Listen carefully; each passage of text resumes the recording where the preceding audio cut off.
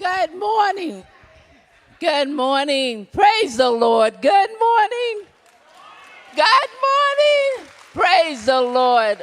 Okay, I'm a type of person, I like things done on time, as you can see. So for all of you who came in on time, I want you to stand. In your folders, there should be a ticket. We're going to do an on-time drawing. See, it's a blessing to be on time. You all look so beautiful and wonderful this morning. Everybody ready to go in to learn? Amen. So do you have your tickets? If you have your tickets, stand up. I want to make sure everybody have a ticket. You want to pull the bag? No, you got a ticket in your hand. Nah. I'll pull the bag if, I'm honest, I promise. So everybody got their ticket. So as long as I call your number, here's my partner. As long as we call your number, you can remain standing until the last person.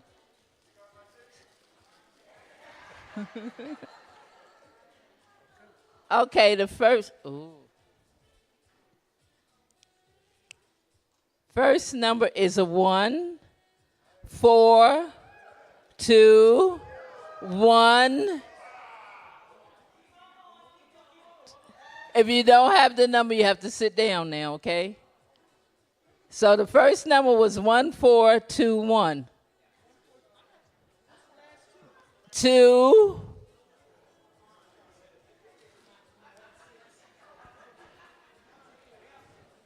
Okay, and the last one is 0. 142120. Anybody have that? Going once? Uh-oh. They're late. Uh-oh. Let's do it again. Yeah, you can hold on to it, though. No, you ain't taking it. Everybody up again? Oh, yeah, you need this exercise early in the morning. Okay, real quick. 1, 4, 2. 1420. 9. The last number is 7. No. See what happens when you come late? And they got some beautiful prizes. Okay, everybody up. 14200. And the last one is 9. Yay, we got a winner.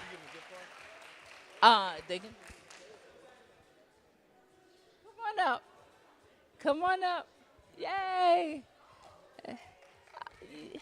Yay. Let's give her a hand.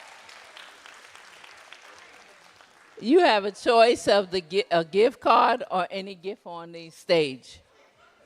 Hurry. 10, 9, 8, 7, 6, 5. Yay. Praise the Lord.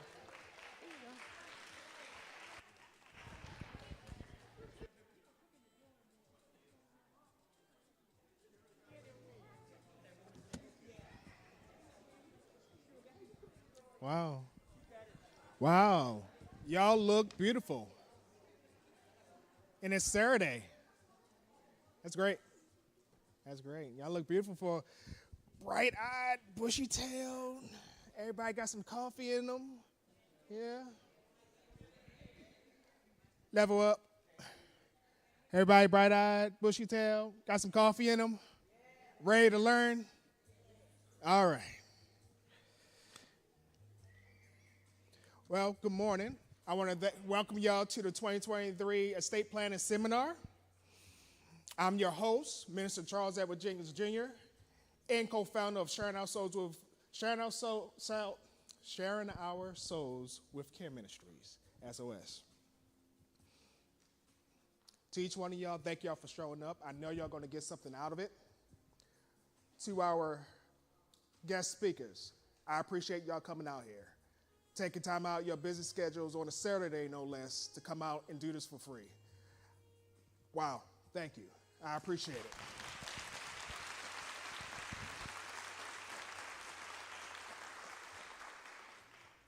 because this is a free event, right? To Pastor Dole and Sylvia Roberts, thank you for allowing us to be able to use this beautiful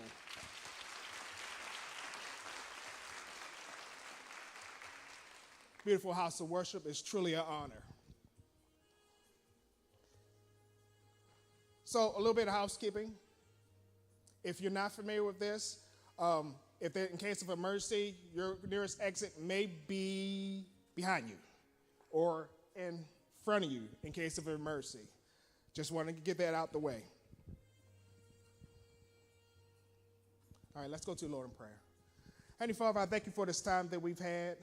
I thank you, Lord Jesus, for the preparation and all the prayers and all the planning and all the joy that's going to go into this day. I thank you, Lord, for allowing us to be able to be here, getting here safely, and those who are also on their way.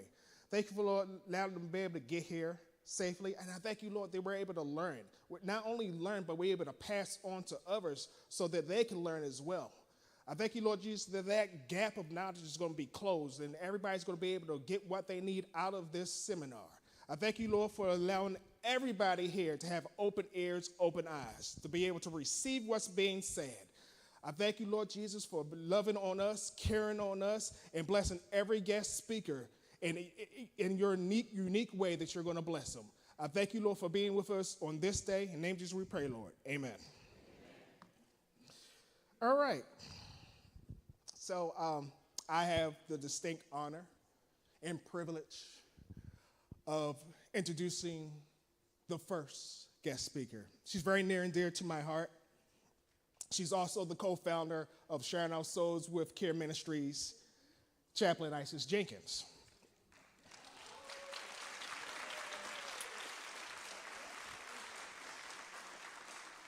She is a chaplain at Lexington Medical, and she truly has a heart for this.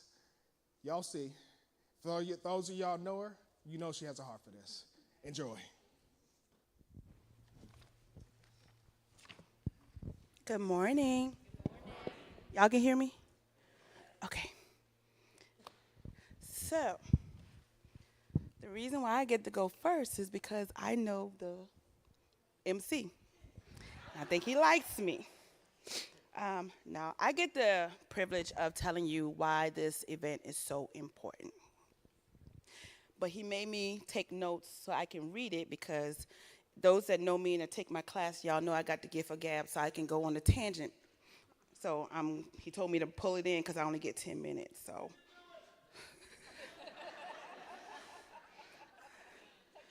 Take 12? Okay. I got permission. All right. So as my husband said, I am a chaplain at LexMed, but I also facilitate the grief support group there.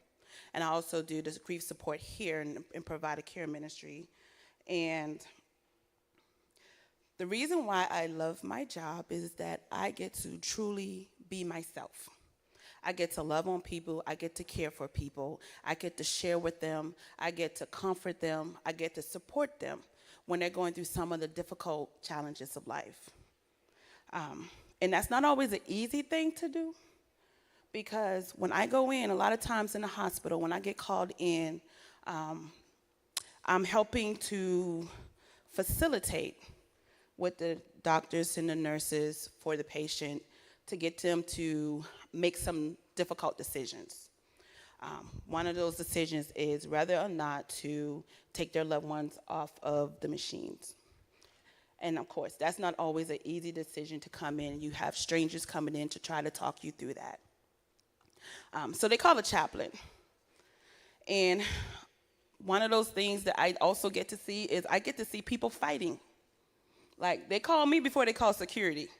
I don't know why, because I'm a run. But they call me.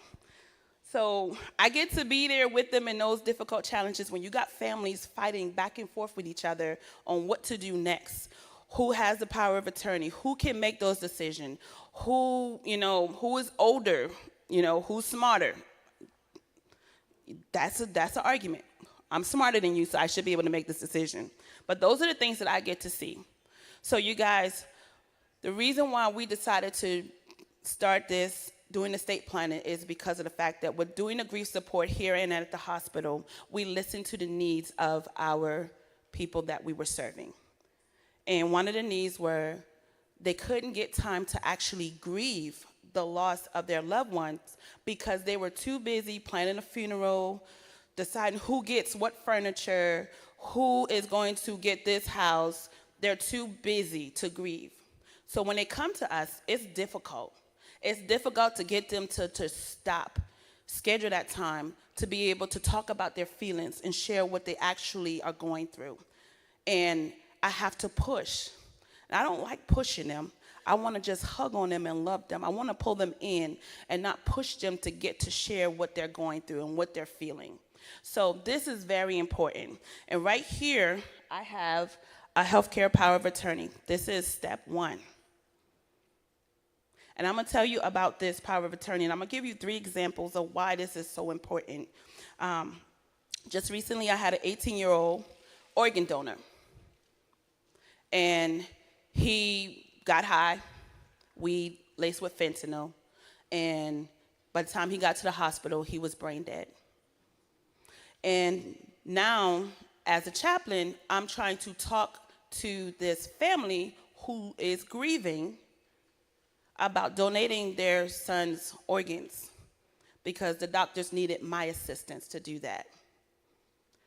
If your kids' parents are old enough to have a driver's license, you should have already had this conversation with them.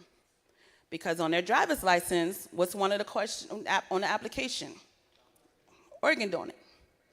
And they need to know what that means and why it's so important. The second thing was I had a sister. She gave instructions. She was on the machine. She gave instructions of who was supposed to be the next of kin, who was supposed to make that decision to take her off of the machine. And her sister was so heartbroken, rightfully so, that she could not make that decision. And there was no alternate. One of the things I want to encourage you to do today is if you do have it or you don't have it, when you fill out that paperwork for a power of attorney, you might want to ask the alternate to be somebody who cares enough to make sure that your decisions are met, but also they can step in when that first person isn't able to make the decision. Because I'm going to tell you, some of what they're going through in that moment is, I don't want to make the wrong decision. What if I pull them off of the machine when they could have lived? What if everybody's going to be mad at me because I make the wrong decision? So they got those decision-making process that they got to try to do what's right, but as well as they're hurt and they're sad and they're crying. So the third thing is I had a family, true story. Security called me out because of the fact that he understood that this family was hurting, but they wanted to fight the nurse. Because the nurse, according to them, was forcing them to make a decision on what to do. And they said that the nurse was listening to the wrong person. Power of attorney was done, but nobody knew where it was. You have to let your people know exactly what it is, where it's at all times.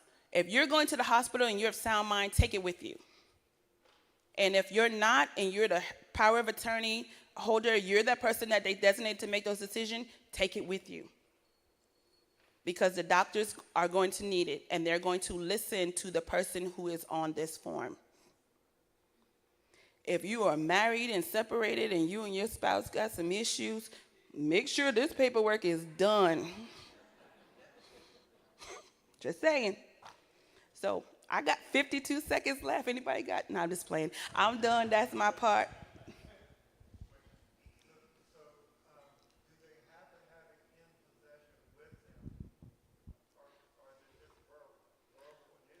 No. Verbal is not going to work. When you come in the hospital, we need this. I filled out many of these in the hospital because we need the paperwork in hand. You can fill it out at the hospital, but why wait too late? You may not be able to fill it out at the hospital. We have some of these. We can also make copies if we need, and I can notarize them. Me and my husband can notarize them today if you would like to get this power of attorney filled out today. Y'all gonna get me in trouble because I ain't supposed to be answering questions right now. Bishop started it, I get it. But my time, you see, I'm in the red, I'm in the negative, so I gotta go. Bishop, no. We are going to, yeah, they're gonna talk about it too, but we're also gonna have a panel at the end, so you can ask whatever questions you have. We'll all be on the panel at the end to answer your questions. Yes, please write them down. You'll turn it off for me too?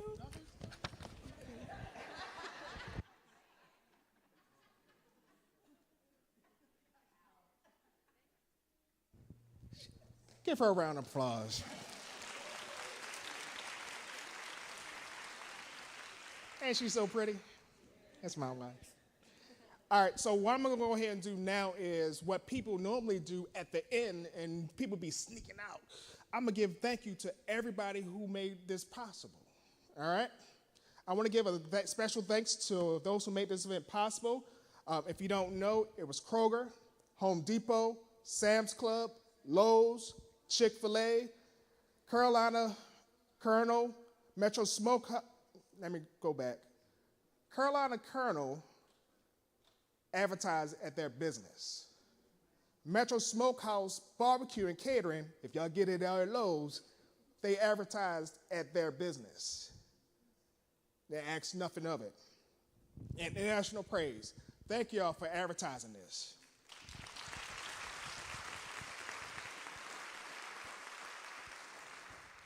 Thank you for the setup and tear down volunteers. I appreciate this.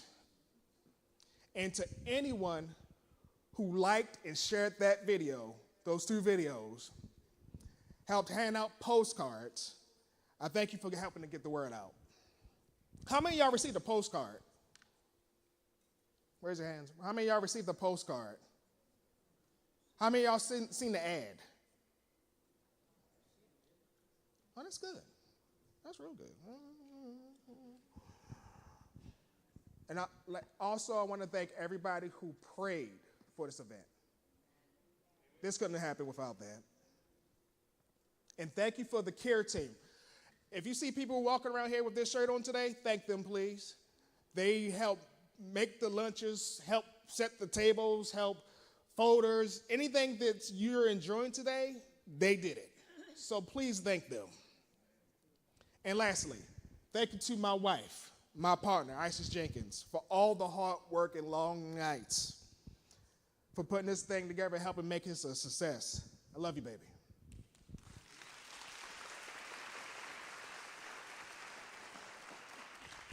You know, she went and took my notes. But to our next guest speaker, he's a 26-year veteran of the United States Army. So you know he's going to take care of our needs as a Veterans Affairs rep. He's the director for Richland County. Unfortunately, he has bad taste because he did go in the Army. Everybody knows the Air Force is the best branch. Please welcome to the stage, Anthony Bush.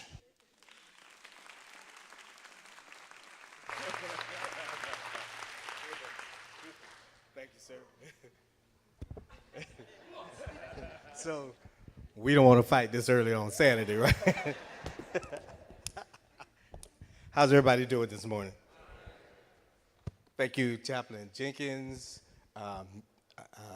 Minister Jenkins, and Chaplain Isis Jenkins. Thank you, first of all, for hosting this event, and thank you for inviting me to come this morning.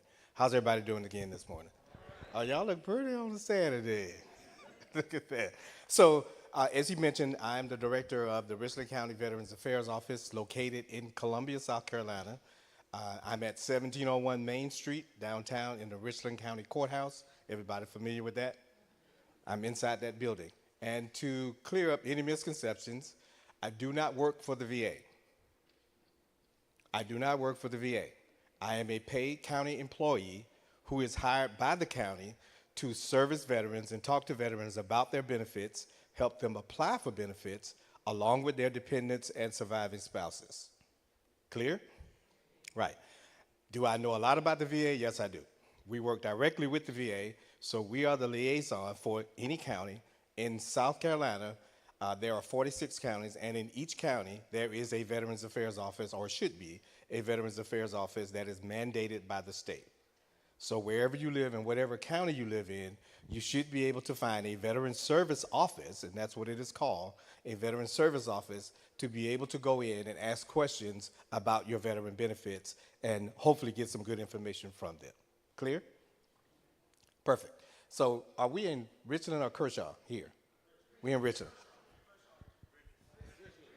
Oh, well, another fight, right?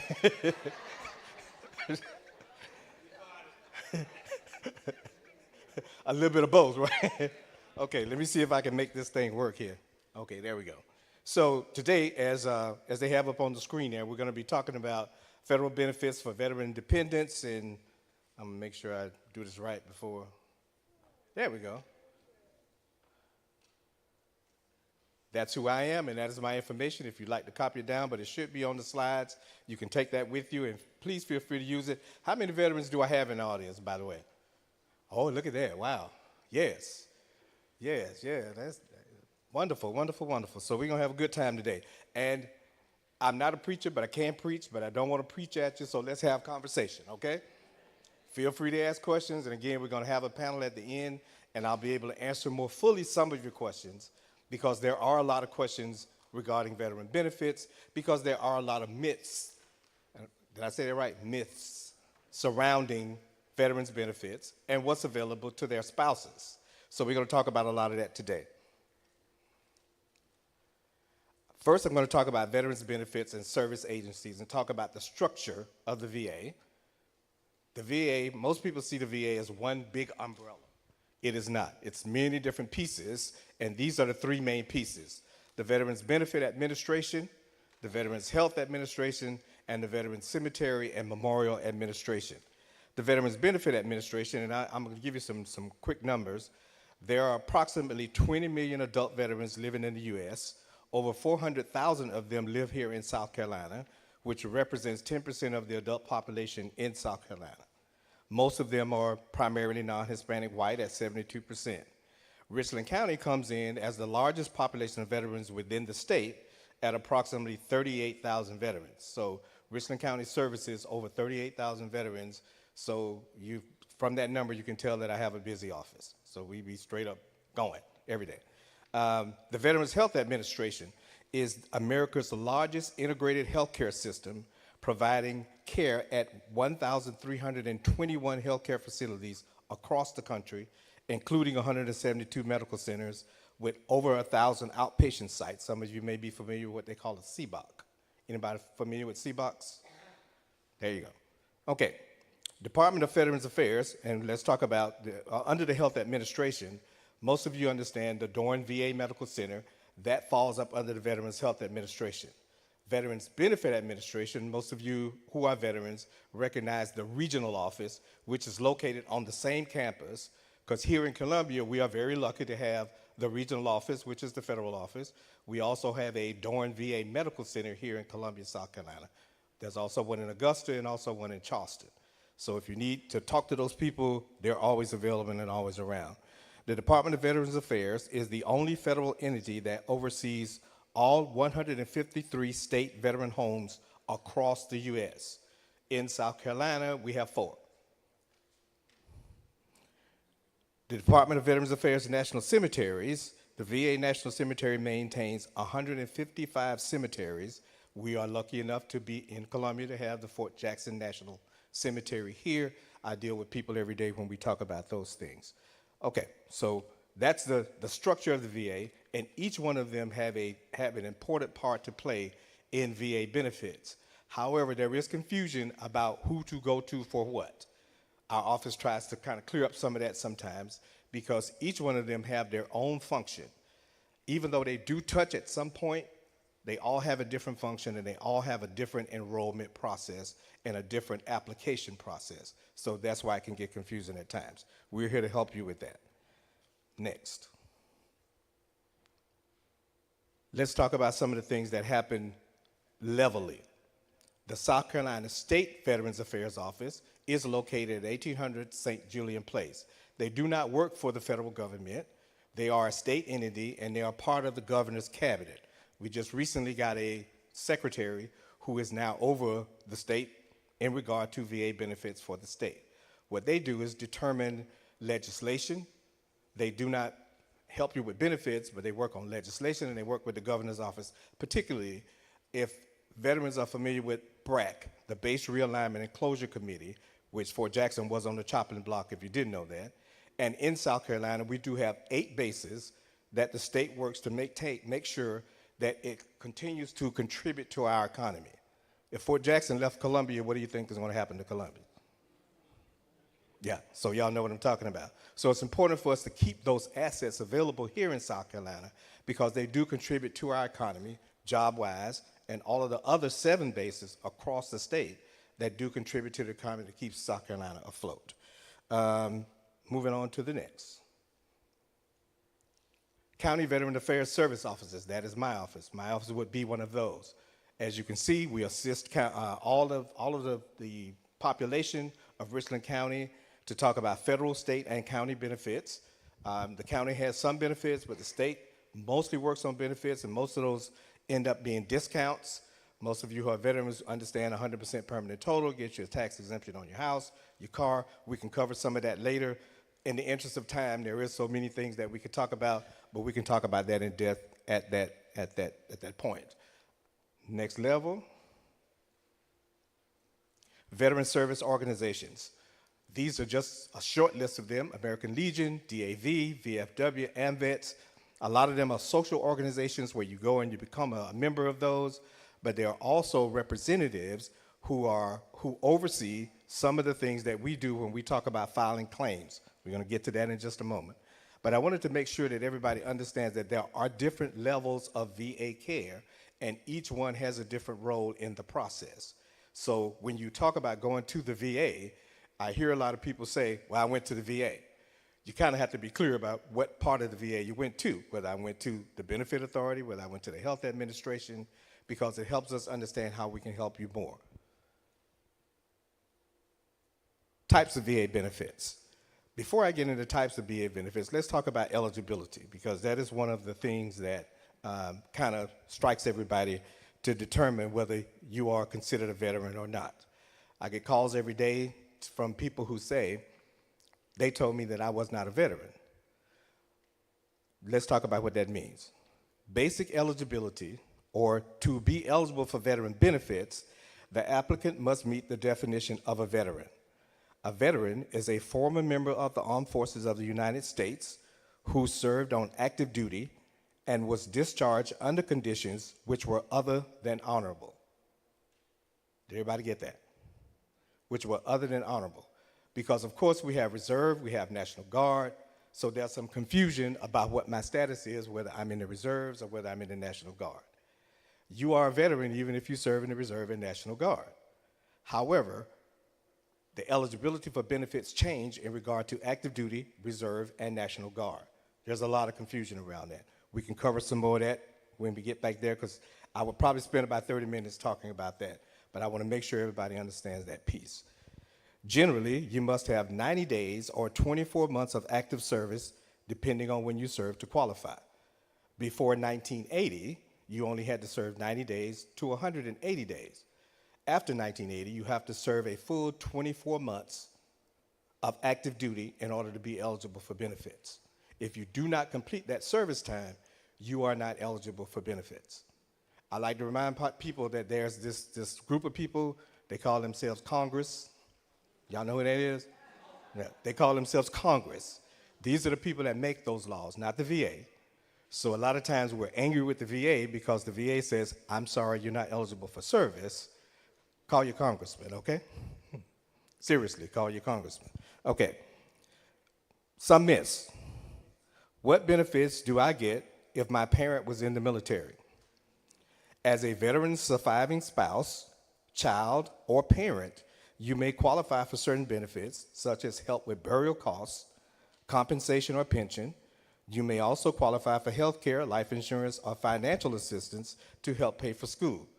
And there's a lot of buts and ifs and ands surrounding all of that. You can ask me more questions later. But is every veteran eligible for health care? Yes, but. Did everybody get that? It's always about the fine print when it comes to eligibility of our veterans. As we were talking kind of back in the back room back there are a lot of myths going around about who is eligible and what I get and what I don't get and all of those other things. I'm happy to talk to you about all of that. I'm going to have some cards, because if I tried to do all of that right now, we'd be here for another hour, because it's just that convoluted. But I'm very happy to talk to you about it, and we can sort it all out when we get in the back there. Let's see. Some other points I wanted to cover. There is a document. They say there's a name, but there is a document called the DD-214. Everybody familiar with that document? Especially our veterans. Find it, put it in a place where somebody else can find it. I'm going to repeat that. Should I repeat that 3 times over there, y'all? DD-214, find it, put it in a place where somebody else can find it when you leave this world. Yes, ma'am. Member 4. Member 4. Everybody familiar with Member 4? Member 4 shows your discharge status, whether you were honorable. And let me talk about that just real quickly, because there's some confusion about what the discharge statuses are. Honorable discharge. Discharge under honorable conditions or general discharge.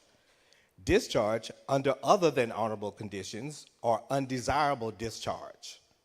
Does everybody understand what that is? Bad conduct discharge and dishonorable discharge. Under the last 2, you are not eligible for VA benefits. Under the last 2, you are not eligible for VA benefits. Under the last 2, you are not eligible for VA benefits.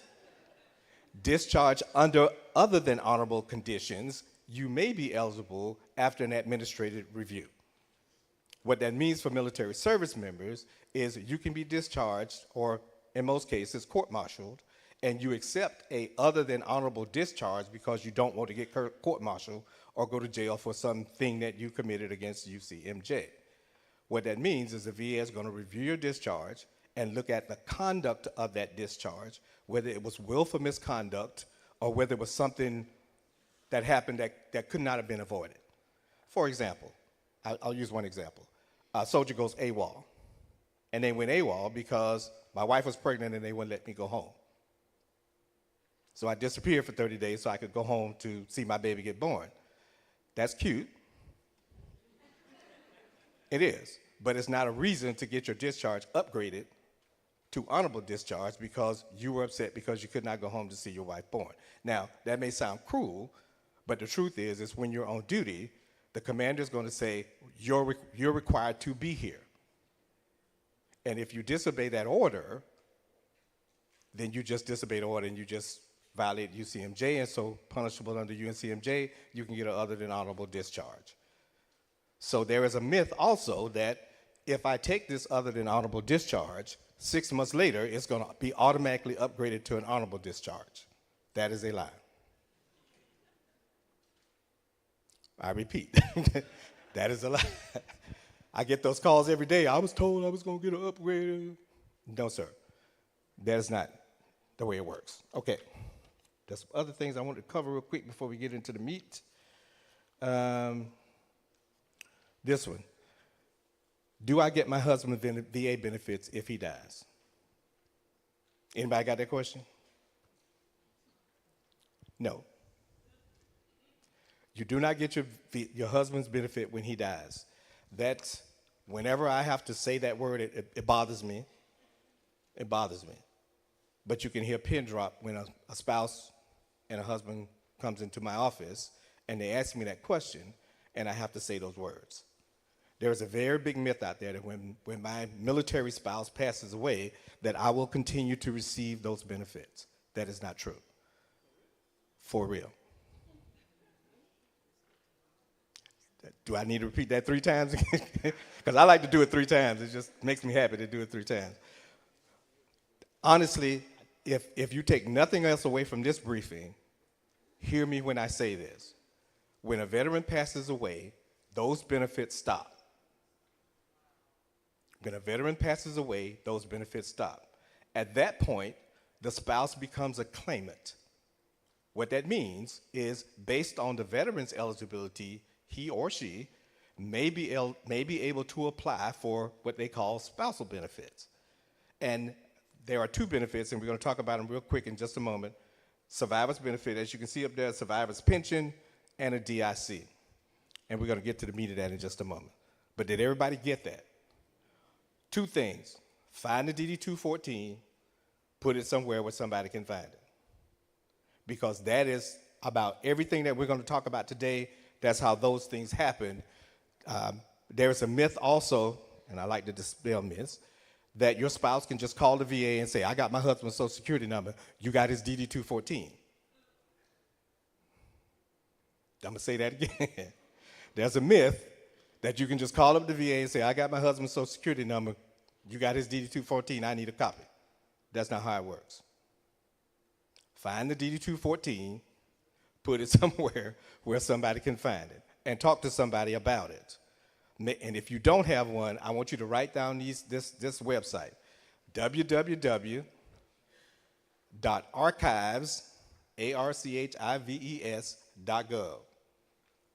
That is where you can apply through the digital process for a copy of your DD-214. If you have access to e-benefits, you can also request a copy through e-benefits or va.gov if you have a identification, they call it an ID. You can set one up at va.gov. But you need to get a copy of your DD-214. You can also go to whatever branch you served in. They have a human resource website where you can also go to, sign up, and request a copy of any records that you need from the military. I just needed to cover that. Everybody clear on the DD-214? What was my words? Find it, put it somewhere where somebody else can find it. All right. Let's see. I need to get those out the way. Yes, okay, moving on. Yep, go back. Types of VA benefits: compensation, pension, DIC, short for dependency, indemnity compensation, survivor's pension, and burial.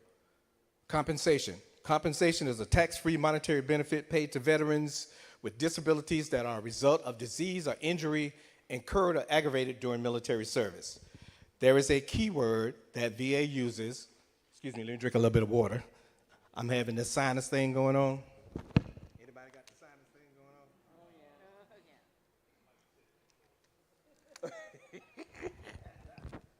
Well, the sinus thing ain't contagious. At least I don't think it is. It's not contagious, is it? Well, I don't know if it's contagious. I hope it's not contagious. Okay, compensation. I think a lot of people understand compensation. Most people commonly call it VA disability. What VA disability is if you were injured while you were in service or while you were deployed or any place like that. There are three key things that create what they call compensation or that will validate compensation. It is that your illness or injury was documented in your military service records, and we're talking about your military medical records. But this is the caveat. Congress has also changed the law to say that it could be documented in your military service record, but if you get out of the military in 1998 and you file a VA claim in 2008, that's a 10-year gap, you also have to show that you are still suffering with that thing from 1998 to 2008, and you have to have a current diagnosis. Those are the three things that validate a service connection. The calls and the people who come into my office say, it happened to me while I was in the military, the VA denied. They denied it because Congress changed the law.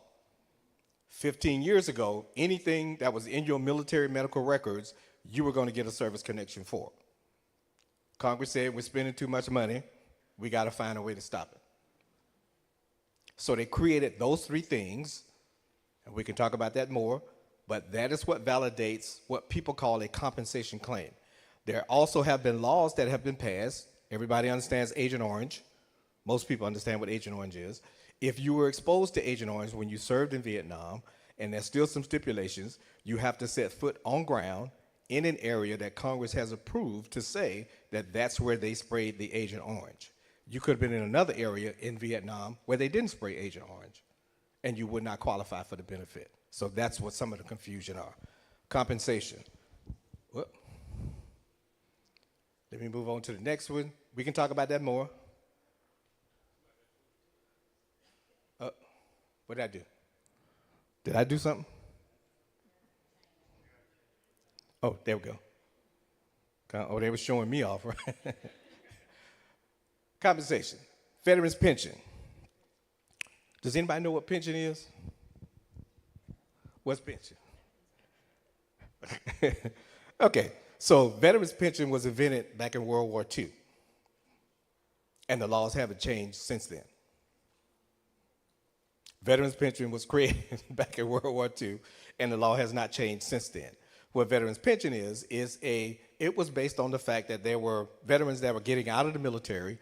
They did not have a job, so the VA Congress created something called veterans pension. What veterans pension is based on low income, and you have to meet a certain criteria. You have to serve during wartime period.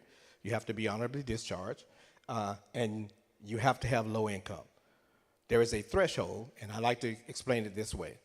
For a single veteran, if he or she applied for veterans pension, right now I believe the number is, and they change the number quite a bit, is $14,000 a year in income.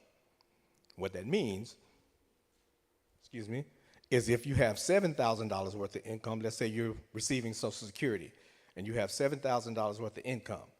If you apply for veterans pension, what you're going to get is whatever brings you up to the $14,000 a year, not the $14,000. So when you see those numbers out there, make sure you read the fine print. We can talk about that more at the end, but I want to cover these quickly so we can get to it. How much time do I have? See the red? Oh, good Lord. Okay, let's go. Survivor's pension. Oh, okay. Yeah, there we go. Moving on. Trying to. Next one is DIC. DIC, dependency, indemnity compensation. That is for spouses, for surviving spouses. And in any event, the DIC is based on the fact that the veteran either died while on active duty, or the veteran was 100% permanent in total, and he passed away from one of his service-connected conditions. Now, that doesn't mean your foot, doesn't mean your toe or your ankle or your knee. It means you passed away. Your death was caused by something that you were service-connected for. In most cases, heart disease. That would be an issue. If you were service-connected for that heart disease and you died from that particular condition, then your spouse would be eligible for DIC, which averages about $1,500 a month. Got it? Moving on to the next, because I ain't got time. Survivor's pension. That is the one that I just talked about that is based on income. Much like the veteran's pension, it is based on income. If you stayed married to the person until, the requirement is you have to stay married to the veteran until the time of his or her death. Upon that death, you become a claimant. You can file a claim to say that I am the survivor of that veteran. Again, it is based on income. Very low income, same applies. If you're making $6,000 and the limit is $14,000, you get up to the $14,000. Clear? We'll talk about that more. Burial. Every veteran is eligible for burial. Every veteran who is honorably discharged, not dishonorable, but any of those other statuses except the last two, is eligible for burial at the VA National Cemetery, at a VA National Cemetery or a state cemetery. We do have a state cemetery here in Anderson. A national cemetery, the VA does not pay for burial. The VA does not pay for burial. The VA does not pay for burial. The VA does not pay for funeral services. What the VA gives you is a space at the National Cemetery. Everything else before that, it's on you. Did everybody hear that? The VA does not pay for funerals. I get those calls every day. And of course, I have to say this, it breaks my heart to tell people that, because they think that the VA, it's, one of the things that I get is people have the understanding that the VA is going to take care of them. The VA has services for you to access. The VA does not take care of you. Did everybody get that? And that's not to be mean, but the VA does not take care of you. The VA does not have access or the ability to take care of you. They have services that you can access that will hopefully enhance your life, but they do not take care of you. That's important to say. So my part, I think these ladies are going to talk about a lot of those other things in regard to insurance and all those other things. So let me hit insurance real quick. VA does have life insurance. If you are a veteran and you are exiting the military, well, first, while you're in the military, the VA provides life insurance from $200,000 up to $400,000 while you are on active duty. If you pass away while you are on active duty, it's automatic that the spouse, whoever the spouse is, male or female, gets whatever life insurance policy you checked, whether it's $2,000 or $400,000. When the veteran leaves the Army, he or she has to decide. Oh.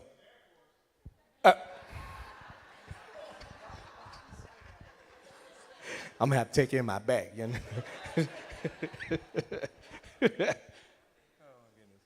So, when the veteran exits the military, he or she has the choice to choose what's called Veterans Group Life Insurance. They no longer have that $200,000 or $400,000 worth of coverage. They have a paid policy that they have to pay for. The VA does not give free life insurance. Get that call every day too. The VA does not give free life insurance. If you exit the military, you have to choose Veterans Group Life Insurance or some other insurance that VA has to offer, and it is a paid product. Much like whole life or term life, it is a paid product.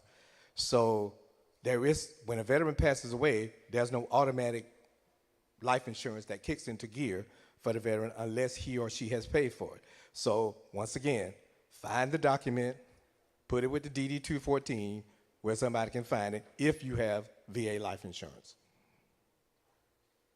Everybody got that? Okay, so recap.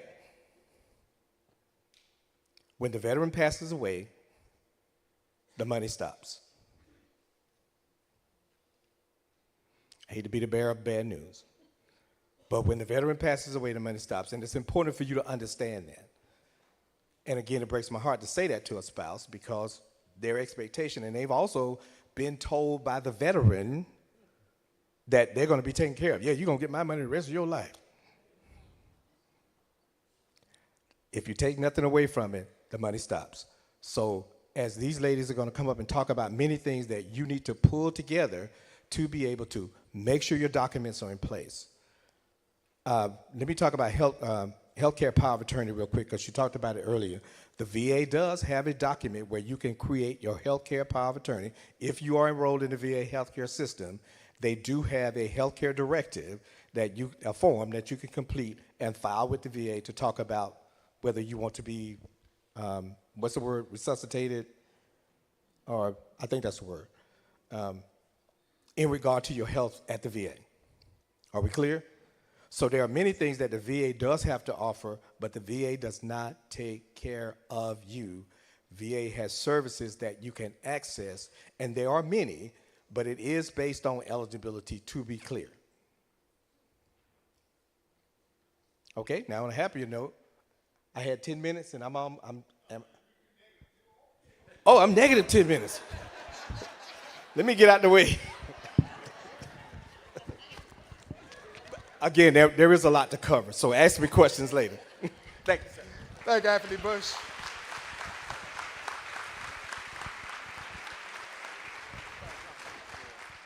So, again, we're going to keep the party going because we like having fun and we got to get rid of all this stuff. Okay, we're going to do some quick giveaways. So we're going to want everybody to pull out their tickets again, and we're going to go with the last three numbers.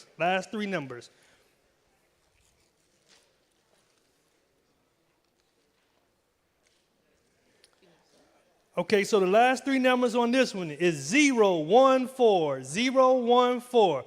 Okay, you can come on up and grab your prize.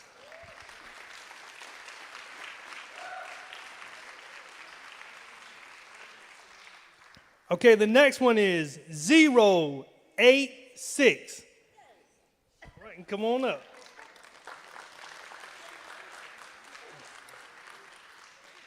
Okay. So we have prizes over here, and we have gift cards right here. So if you want a gift card, we can give you a gift card. If you want one of the prizes off the stairs, we give you. Okay, yes, ma'am. All right, yes, ma'am. I'll take that. Okay.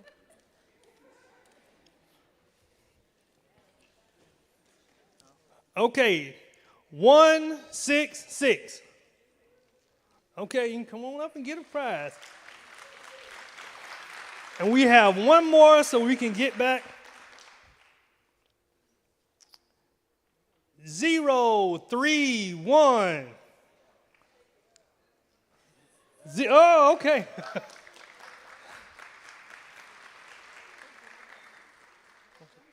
Yeah. Oh, yeah, I see.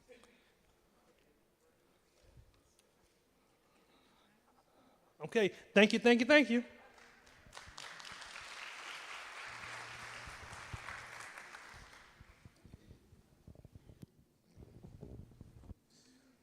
Our next guest speaker, I had to say, because I've known her for a little bit, she's truly a pleasure to be around.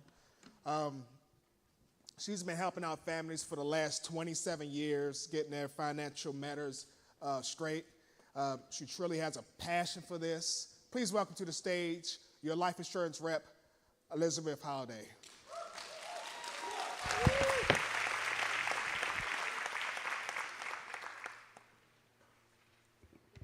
Now, y'all going to have to smile at me because I'm one of those ones I get real nervous if y'all sitting around with your faces looking sad. So please smile at me, okay? Like he said, my name is Elizabeth Holiday. I'm not only an agent today speaking with you, but I, like he said, I have a lot of passion for what I do. Life insurance is something that a lot of people do not want to talk about. It's something that they try to put on the back burner, but it is something that's very important. I started helping families when I was 29 years old with life insurance. My uncle came to me. I had a decision that I needed to make, and some of you can see that in my bio. I had a decision to make. Either I could go stay in a very bad projects, or I can listen to my uncle who said that this would be something that I would enjoy doing, being that I love helping people. So I started serving families, helping families with life insurance. Whether it's life insurance, health insurance, Medicare, I enjoy doing it because I love putting plans in place that will secure families and make families secure. Over the last 27 years, I have had the benefits of seeing families that do not have life insurance. And then I've also seen, not the benefits, I've seen the tragedy of people not having life insurance. Then I've also seen the benefits of those that do have life insurance when something happens to a family member. So with that being said, we're going to watch a short video and then we'll get started, okay?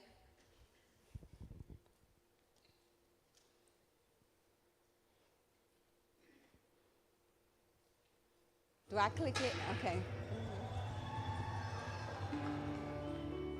Mike was a lot of fun. Mike was a good man. He was everybody's friend. He was hardworking and he loved his family. Mike was very healthy and he exercised all the time. One of our close friends had reached out to Mike. He asked Michael if he would be his training partner to run some racing. I was headed down there to pick them up after the race, and Joe had called me, and he told me that Mike had collapsed. I assumed that he was just dehydrated. my phone rings. It was my dad, and he was just wailing. And he said, Karen, he's dead. Mike died. It was a shock. It was a complete shock. My first thoughts were, my kids, and, I just kept saying that this isn't happening, this isn't real. The doctor said to me, I'm so sorry, we just couldn't save him. And for somebody so healthy, he crossed the finish line, and he collapsed and he died. Never in a million years did I ever think anything was going to happen to him. And the good thing for me, I was able to put my arm around Tracy and say, Tracy, don't worry, you won't have to worry financially. Everything will be taken care of. Well, Michael, at age 22, I had him buy a whole life policy. When him and Tracy got married and they got pregnant, I had him buy a large amount of term insurance so that if anything happened, Tracy would be able to have income from it. Look at that really big lily pad. The life insurance has allowed me to move forward in life. It bought me some time to figure out my new life without Mike. I don't know what I would have done without it. Tracy and Josie and Calvin are doing very well. Josie and Calvin are so much like Michael. They have a silly personality and are playful. Mike is very much a part of every single day of our lives. Well, life insurance is important. You never know until you're gone how important it is. But it will take care of your family. I really believe that purchasing life insurance could be one of the most loving things that you can do. I know my brother's family's okay today because he did buy life insurance.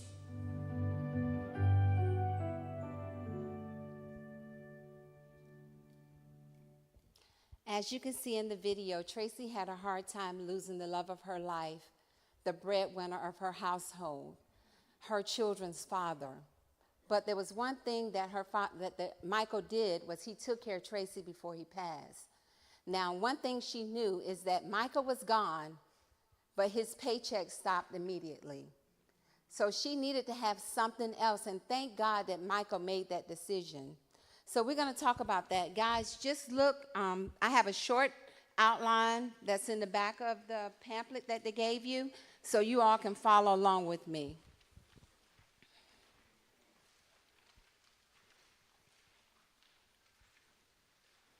Am I doing it right?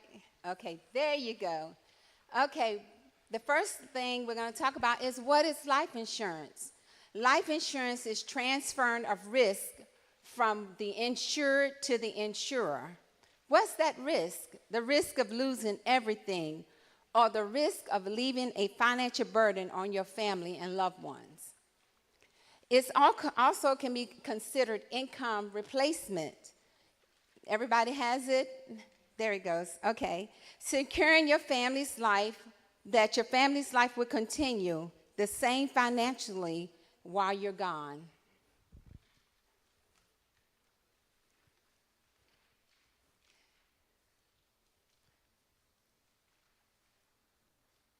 Why is life insurance important? It ensures your family's security and peace of mind. If anyone depends on your income, it is important that you have income replacement. Married couples, think about what your life would be if your spouse's income was to end right now. Single parents, sole breadwinner, what happens to your children when you're gone?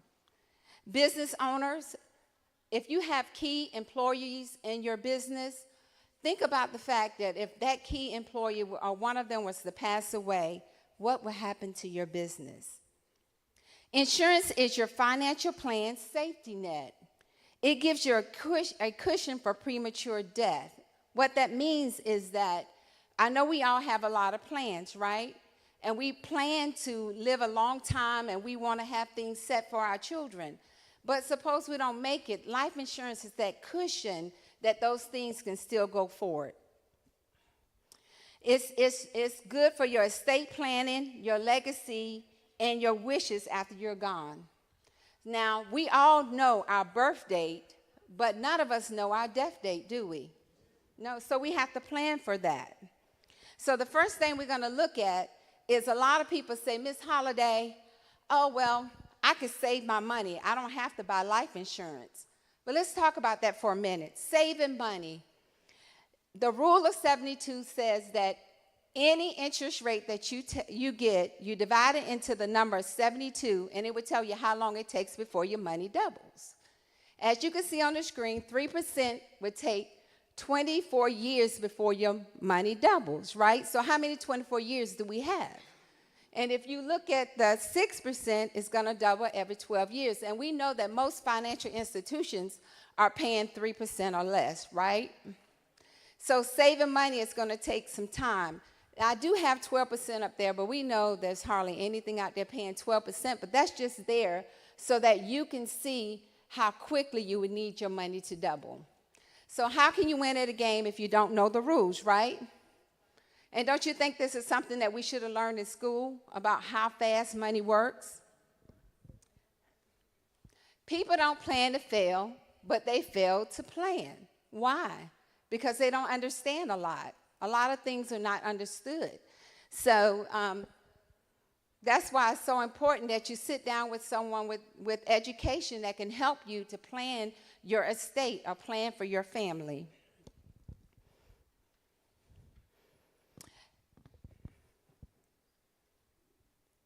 Here we go, y'all. We're getting it together. There are two types of life insurance. You have term and you have permanent life insurance. Okay? I think I missed a slide, but it's okay. Let's go back. Let's go back. Okay, there you go. The theory of decreasing responsibility says this. The younger you are, you need more coverage. Why do you need more coverage? Because you may have a mortgage, your children may be young, or you may have student loans or a lot of bills, right? So you need to make sure those things are covered. But the older that you get, you're going to need more money. Am I right? Because you're looking at retirement. Most of the time, your mortgage is paid off. Your kids are out of college, right? So at that time, you're going to need more money. So let's talk about that for a moment. The theory of decreasing responsibility tells us that. So when we look at term, a lot of people say, oh, let's stay away from term insurance because term insurance is not good. But it has its benefits. It has its benefits because it's cheaper, and the younger you are, you're going to need more coverage, right? So you need to make sure that you can cover your family. Just like you saw in the video, Michael had two types. He had whole life, which he did that when he was younger. But then once he got married and had children, you notice his agent set him down, and he purchased a large term policy. And so we're going to see how that works in just a few minutes. Term gives, if you see on your outline, has a fixed premium, and it's for a specified period of time, particularly for people who's under 50. Y'all heard what I said? It's particularly for people under what? 50, right. Term is flexible. It's meaning you can choose how many years are needed. And most people use a milestone, like when my children are grown, so I don't need term. I'm going to get term until my children, at least 30 years. That gives me time for my children to grow up and get out of college. And also, mortgage. Mortgage is another thing that people use as a milestone because most mortgages last how long? 30 years, right? So most people would get a term policy that would last 30 years. But the good thing about term, like I said, is that it's affordable. And most are convertible. People don't know that. They just let the term expire. But you know that if you go back to your insurance company, most of them will allow you to convert that term to a whole life policy, and that's regardless of your health. Did you know that? That's regardless of your health. Also, it's guaranteed renewability. Let's say if 30 years pass and something happens and you're not able to pay off your mortgage, but you say, hey, I need a little more cushion. At that time, you can renew that term for another 10 to 20 years. So let's look at our next slide. So when we talk about term, a lot of people say, how much insurance do I need? They don't know how much insurance they need, right? And they sit down in front of you, and your goal is to try to help them. So what we do is something called the dime theory. The dime theory, it explains the death. We know that everybody has to be buried, and most of those funeral costs about, what, $15,000? And then you have income. The income that's coming in, you want to make sure that is being replaced. Mortgage and education. In the dime theory that I'm going to use today, we're going to take out the mortgage because we're going to talk about doing income replacement, okay? So everybody look in your, at the outline that I have in your packet. You'll see that something's called dime theory. Now I need me a Bob and Mary. Bob and Mary. Let me see who can be. Yes, you guys can't wait to be Bob and Mary, right? So they're going to be my Bob and Mary today. Can y'all come up here for a minute? I'm not going to ask you any questions, I promise.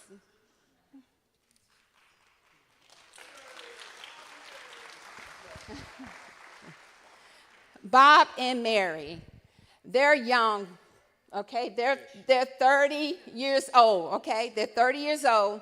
Bob and Mary are sitting in front of me. And the first thing I ask them is this: do you want Mary's lifestyle to stay the same, increase, or decrease if something happens to you? Increase. Okay. How about you, Mary? What would you like Bob's lifestyle? Stay the same. Okay.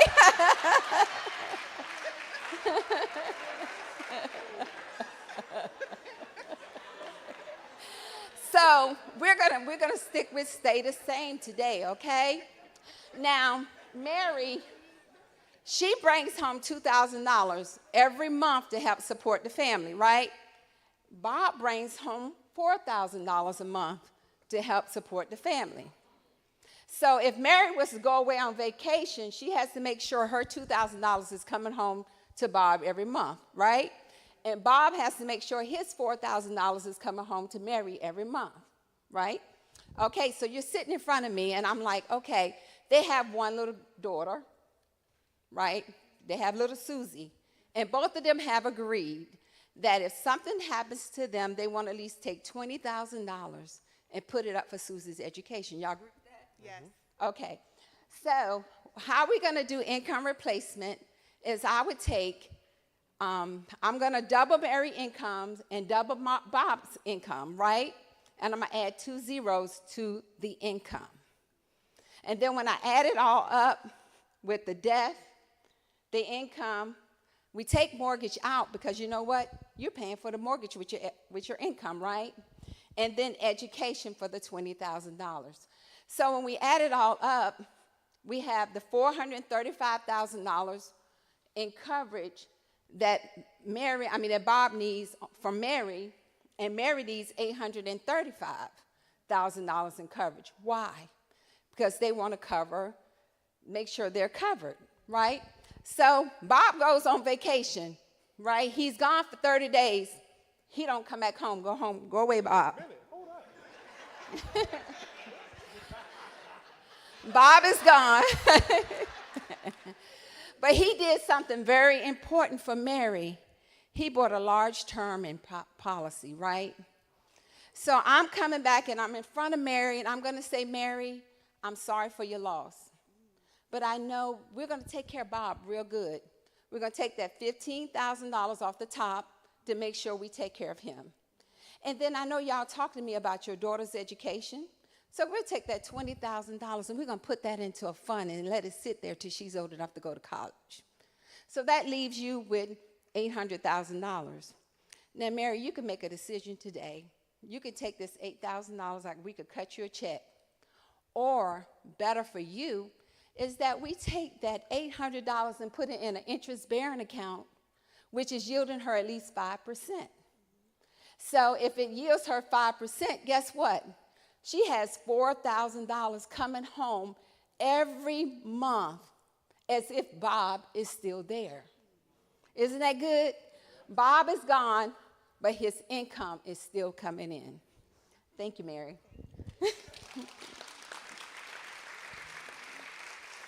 So that's what term insurance can do. At a young age, at the age of 30, you can buy a $900,000 term policy that will only cost you $125.98. Y'all write that down. $125.98 at the age of 30, right? $125.98. But if you're one of those people, you say, well, I don't believe in term. I want to buy whole life.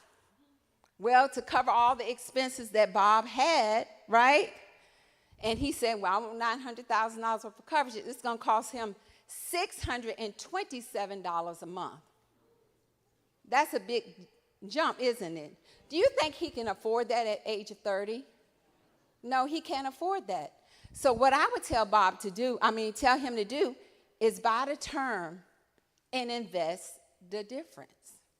Take that $500 and put it into a fund, or half of it and put it into a fund, and it would be there. So at the end of his term, guess what? He could either renew it, or guess what? He'll be self-insured. Isn't that great? That's great.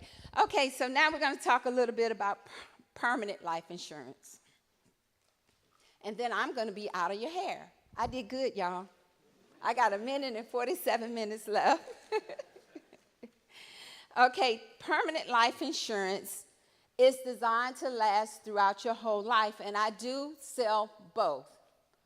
Some young people will come on in and they'll buy a small whole life policy, and they'll be there for the rest of their lives. Like I looked up the other day, for all of my grands, I have 8. I can do $25,000 worth of coverage on each one of them and only spend $101 a month. So grandmas, you can do that for your grandchildren and it'll be there. Because we know how children are, right? Sometimes they'll go away and they'll say, well, that's not important, or I need to pay my bills, or, and they'll take that money and use it somewhere else instead of securing their families. So grandmothers, you can do that. You can actually get, if they're under the age of 18, a small whole life policy for them. And you can get it, up to 25 too. It just costs a little bit more. You can get it forever. Also, it's designed to last your whole life. It offers both a death benefit and a cash value, right? A lot of older people will come, and when they sit in front of me, I do sell what is called final expense, because you don't want to leave your loved ones concerned about, if something happens to me, how am I going to bury, how they're going to bury you. So we do final expense as well. We know permanent life insurance come in many different names. You have universal life, index universal life, and variable life. And I know Bishop loves universal life. Right, Bishop? Yeah. Okay, so guys, this is all I'm going to share with you today. My time is up. I actually have 19 minutes. I hope that I was very clear with you all about the difference between term and whole life. And when we have our panel, you can ask me questions, okay? Thank you.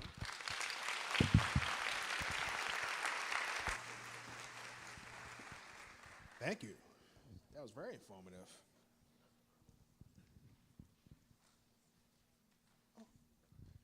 We're going to go ahead and give away some more stuff.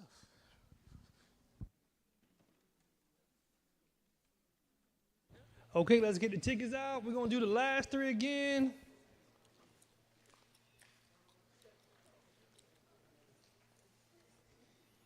Okay, last 3. 064. 064. Nobody?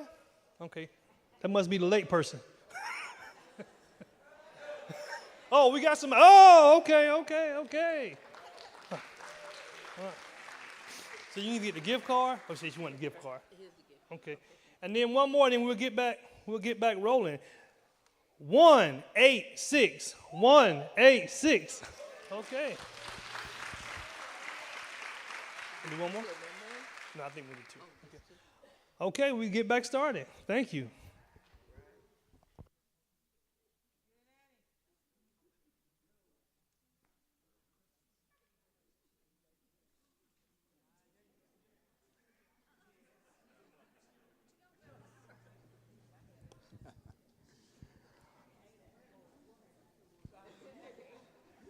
So I was told with these gifts that I didn't get enough female gifts. Um, exactly. Females like tools. So that's why we got some of the gift cards. But yeah, I was told that, yeah, we ain't getting enough female gifts. I'm just like, well, females pick the tools? Oh, look at that. Look at that. So I only got what was given to me. So that's why we got what we got. All right, so our next guest speaker, I have two words to describe her, meticulous and compassionate. And that's the type of person you want to have as a funeral director and an embalmer, compassionate and meticulous. Please welcome to the stage, Ebonique Brown.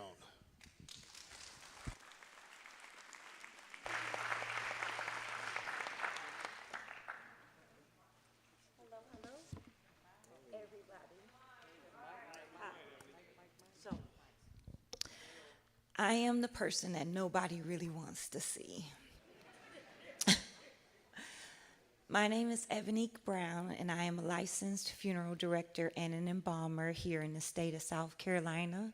I'm actually at J.P. Holly right here on Farrow Road.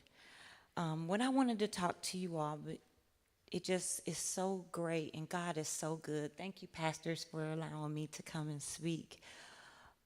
Everything that the people in front of me stated is what I deal with every single day. I deal with the Veterans Affairs and Veterans Administration when I have veterans that have passed away. I talk about insurance. I process insurance claims for families. But I'm here today just to kind of give you just a rough estimate of what to expect when you go into a funeral home.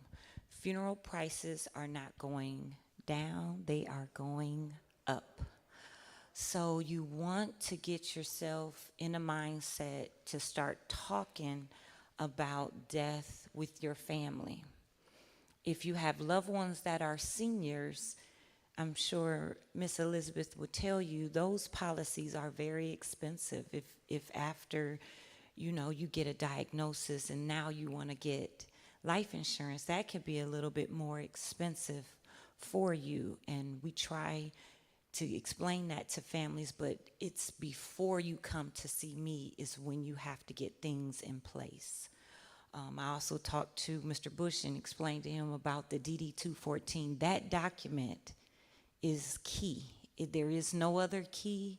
There is no other document. There's no other paperwork. It has to be that document and that document only. And there is nowhere to go and get one quickly. There is no place in the state of South Carolina that you can go get one quickly because you want to have your service within 7 to 10 days of the person passing. You can't get that document that quickly. You would go through eligibility. Eligibility could take anywhere from 2 weeks to 4 weeks just to find the document to get to you.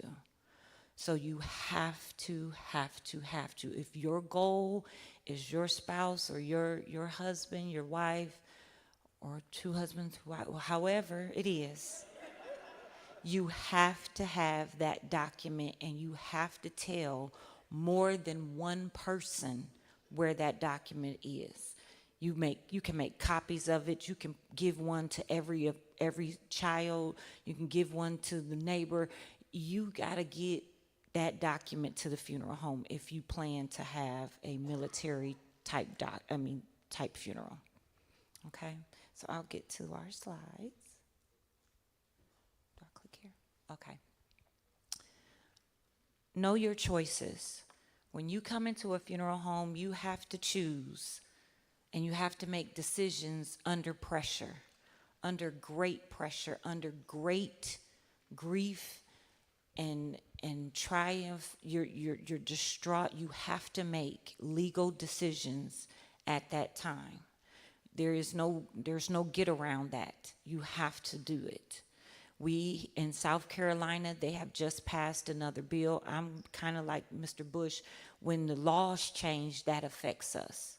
And everybody don't know that the laws have changed except for the professionals that are in these businesses. So when the law has changed, we only have 5 days to process your death certificate. We get 5 days to get the doctor to sign off on your death certificate. That can become a challenge, because what if you just started seeing that doctor? That doctor can decline your death certificate, so then I have to find another doctor.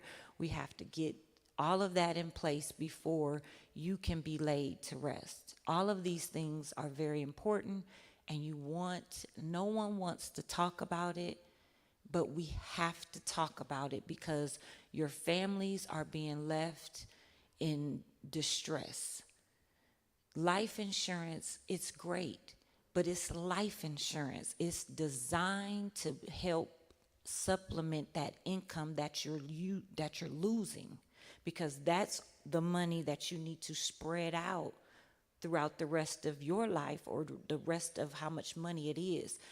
Funerals you're really not designed. That life insurance is supposed to be for you to keep, and to keep into your family, not to come to the funeral home and put up $10,000 for your service. It's really designed for you to keep.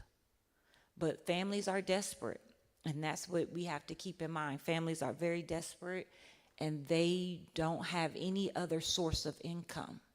I was telling Miss Elizabeth, she didn't even realize that when you do pass away, and I put your information into the system to generate your death certificate, if your spouse's name is on an account, it's going to immediately notify them to close your account, freeze your account. Accounts get frozen as soon as I put the information in for the death certificate. So if your spouse has a account and you're not attached to that account, you can't access any of that funding.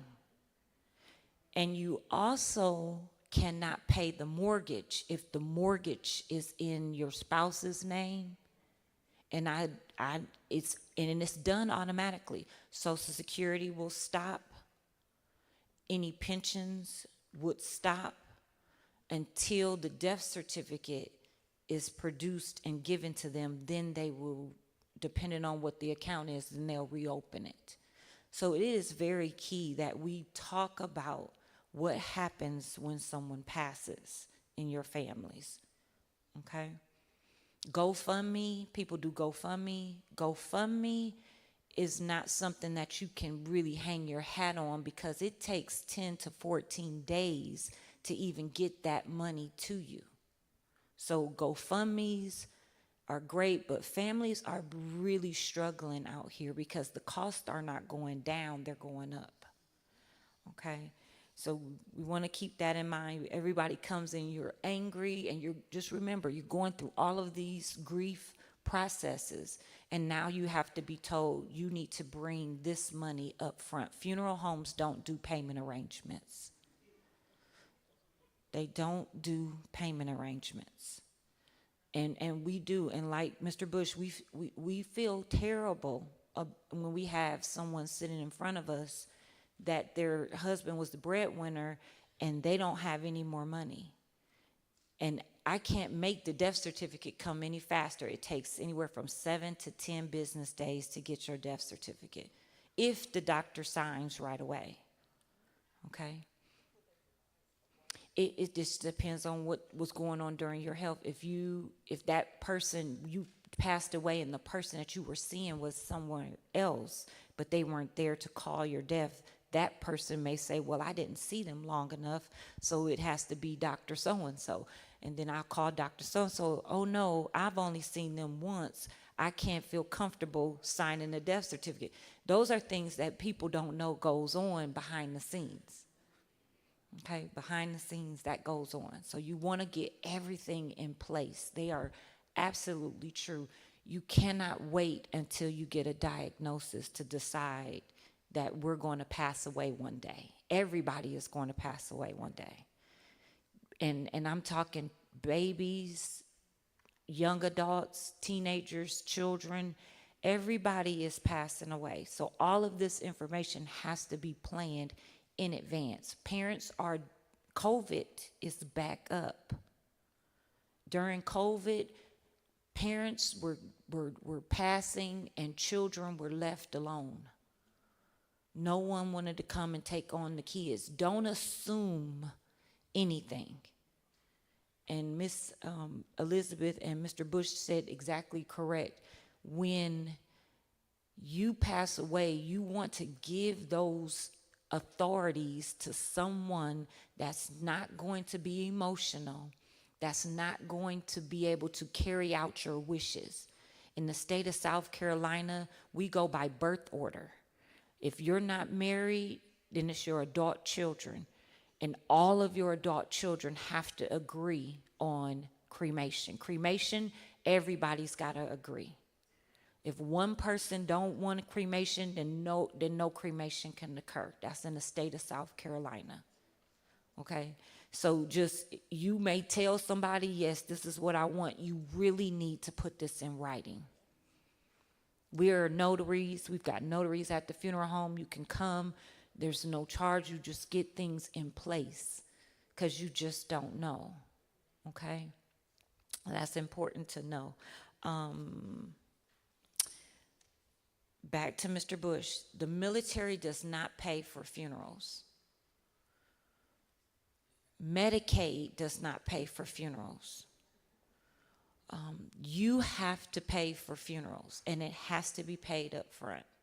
And you gotta be prepared for that. It's up front. There's no payment arrangements. Payment has to be made before you can even have a service nowadays. Okay. Another good thing is to just get yourself familiar with the whole process. If your loved one has to have an autopsy to determine cause of death, that's going to hold your death certificate up significantly, at least 6 to 16 weeks before you get a cause of death. Richland County is behind. Lexington County is behind in all of the autopsies that they're doing. We have a lot of violence going on in our communities, so they're very busy over there. So just know that we do have programs here in South Carolina, victims assistance. If your loved one was a victim, I know our funeral home accepts victims assistance because it is another process. You have to fill out paperwork. You have to be determined to be the victim. Your loved one has to be determined the victim. You can't contribute to your death, but if you don't and you are a true victim, they will pay $6,500 of a funeral expense. So that's out there as well.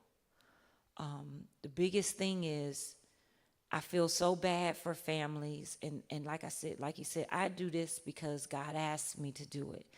I had a whole different plan of what I wanted to do with my life, but God asked me to do this, and this is what I do. So it breaks my heart to have to give these large amounts of what it costs. Funeral services are at least $10,000 to $12,000.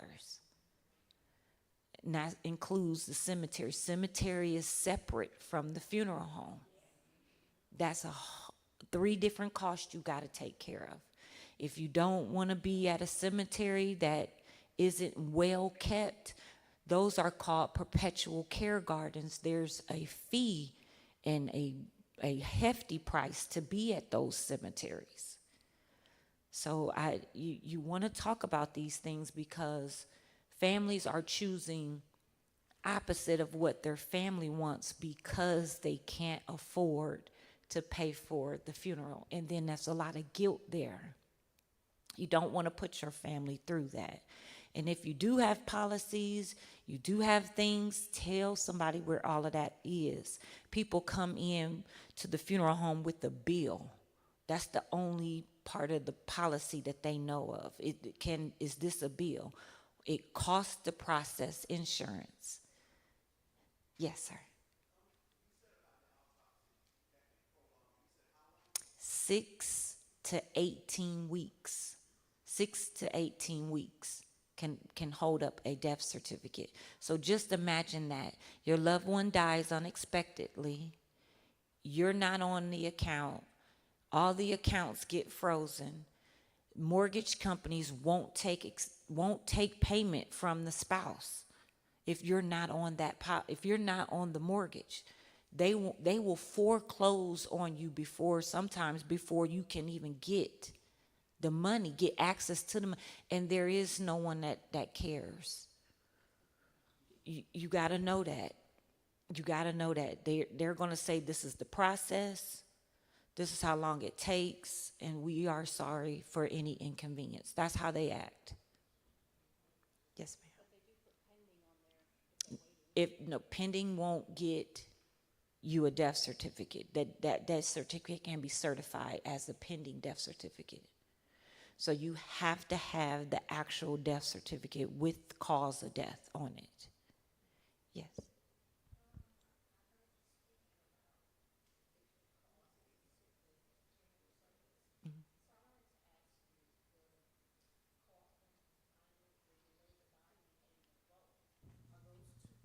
And it's, I'm sorry, state law that each coffin be placed into a vault? No state law. It is requirements of the cemetery. It's the requirements of that cemetery. If the cemetery wants to get to more of a flat and even cemetery, they may be having issues with water and drainage, then they require you to have something. And some cemeteries require a certain material. Some cemeteries say you can only do concrete. That's $1,795. That's almost $2,000 for just that piece. Just the vault, It's not even a vault. It's a concrete grave liner. Okay. It's not a vault. Vaults are almost $2,500 up to $3,000. It's very expensive. So it's the service, it's the coffin, right. It's the all of that. Liner, you're going to spend. The grave. Mm-hmm. Okay. Thank you. Yeah, and that's the part that I think people, and like Mr. Bush said, there's rumors out here that say, well, I was a veteran, so you should pay for this. Yes, they will bury you at the National, but they will not pay for the funeral. So the funeral you have to pay for. And all that comes with it. Some people do it individually. Some people do it, in the packages. Yes. So what we suggest for families is you take one day out of your busy days and come into a funeral home of your choice and plan your funeral for just that one day. Once you plan it, once you get it in writing and you fund it, you can forget about it. All you have to do is just give the information to somebody. When something happens to me, all my stuff is right here. That's all you have to do. Because no matter what the cost is 20 years from now, if you do a policy with us of prearranged funeral, it will be good forever. At that price, whatever you pay, there is no inflation on it. So you don't have to pay a difference between what today's prices could be and what you paid.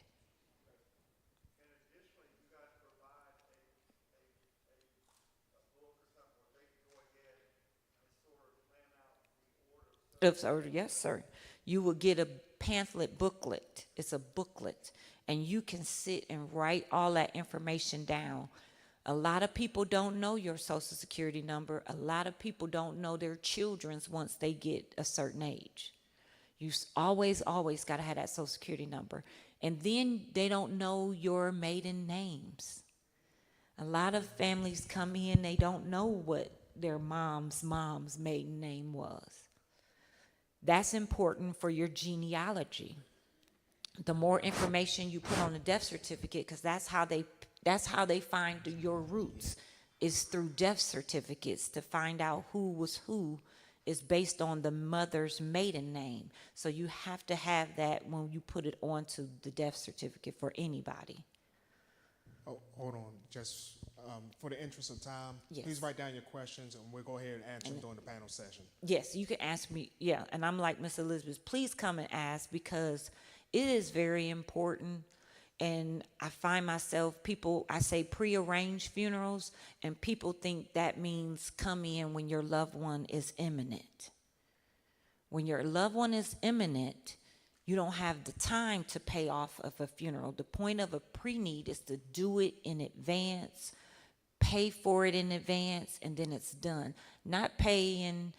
I know Miss Elizabeth said once you get a certain age, it's like $300 or $400 a month. You will actually just have this divided amongst however many payments. You could come in and pay $100 every month until it's paid off. Once it's paid off, it doesn't increase. And then it's there, your casket, the embalming, you can put a plot on there. You can put all of that in there, pay on it. When you die, then your life insurance can be left to support whoever is left. You won't even have to go through the funeral home to do no insurance. You can do it yourself. And we are here to help you figure out how to do it too. If you need assistance on processing insurance claims, once your loved one has passed, we're there to help with that.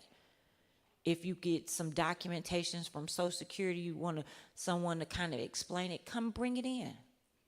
That's what we're here to do, to help you navigate a lot of red tape that we say that is out here. It's a lot of red tape, and it's a lot of misconceptions. Misconceptions are, that you can have a whole service and not pay for it. You have to know that those costs will be asked up front from you. Okay. Let me see. One more thing I want to do. Oh, one more thing. This is the key. If your loved one has a policy, a life insurance policy, you need to know who the beneficiaries are. The beneficiaries, if it is someone that has passed away as well, now you got another process you got to go through. Because now you got to get me the death certificate of the beneficiary so that I can put that in along with your information, and then it still may not be you, the beneficiary. It could be somebody else. You got to get, if you're taking out insurance, you need to let the people know that they are the beneficiary. I don't know, with family issues, people don't want to talk about this. But I had a family come in, they just assumed they were the beneficiaries, and when it came back, it wasn't them at all. And people can change their beneficiaries at any time during the policy. So you could think it's your spouse, and it might be Susie over here. Okay? I mean, I'm just being honest. We're being honest. And it could be because you get to choose your beneficiary. And so then we can't do anything with the policy until we get this beneficiary to come in and tell us and sign. It could be, I had a policy come in, it was a child that was the beneficiary. Do not put your grandchildren that are under 18 as beneficiaries. Because they can't, I had a family, he was 15. They can't use it until he becomes 18. But they left the policy in this baby's name. So the family had to come up with another way of paying. They had a policy, but a minor was the beneficiary. That's not good. And please talk to your children about your policies so that they won't be fighting and arguing and upset with everybody because they're not the beneficiaries. That causes strife in your families. That causes division. And we are there, and we give, when we're giving words of comfort to your families, we're trying to keep them together. They separate apart because of some of this stuff that gets left. I didn't like this child, so I make this child. Don't do that, y'all. Don't do that. Just pick somebody that's responsible, that will carry out your wishes. Girlfriends, boyfriends. It needs to be somebody that's a little bit closer to you, because that causes rift in your families. And God didn't intend for you to break apart because someone passes away. That's when you got to come together. But we are seeing people breaking apart because of what was left in policies and all of this different stuff. You don't want your family to tear apart. And that will happen. If we're not careful, we got to come together. So those are just a few key points. Any questions that you have, any concerns,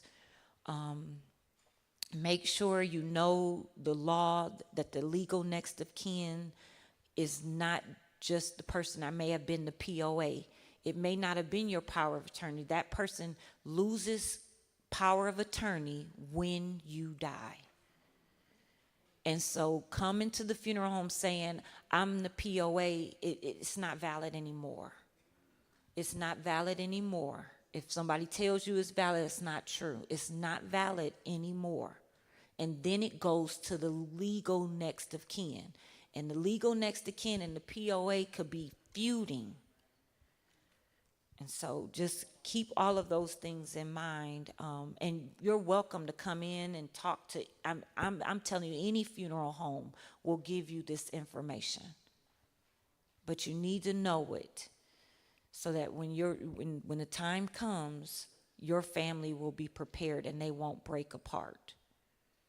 Okay? All right. All right. Thank you for having me.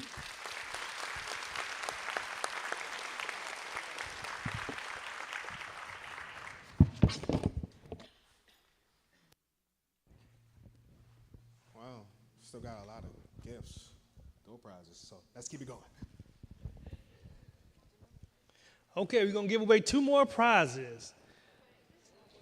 So I'm going to ask a question. I'm going to do something outside the box, because this was a question yesterday. I think I was asking my wife, who knows, okay, in the alphabet, we have 26 letters in the alphabet. What is the middle letter in the alphabet to make it half? Who said M? Okay, I'm sorry, y'all. I didn't call it in the car. So thank y'all for that answer. We right, it was M. So sorry, I didn't give up. I'm sorry, I apologize. So we have 048. 048. All right.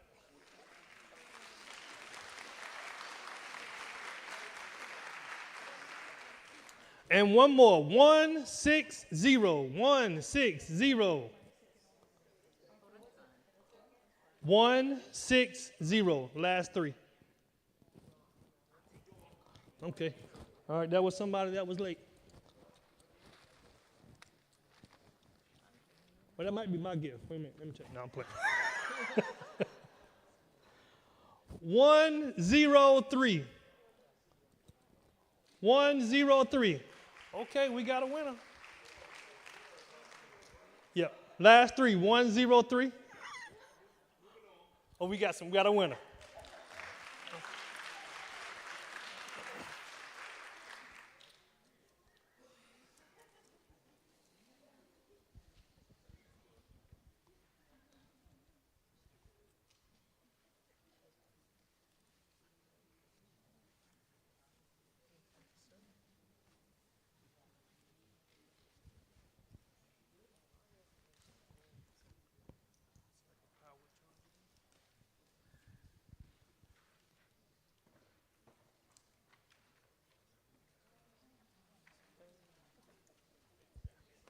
have gift cards.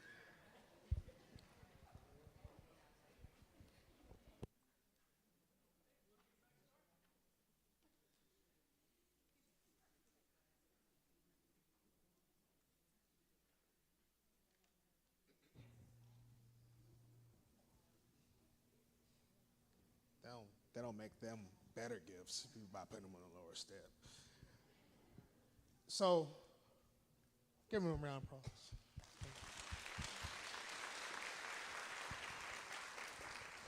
Are y'all getting something out of this? All right, great.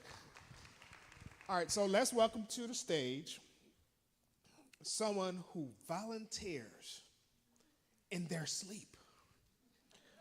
She volunteers when she's at work. She volunteers when she's not at work. She volunteers everywhere.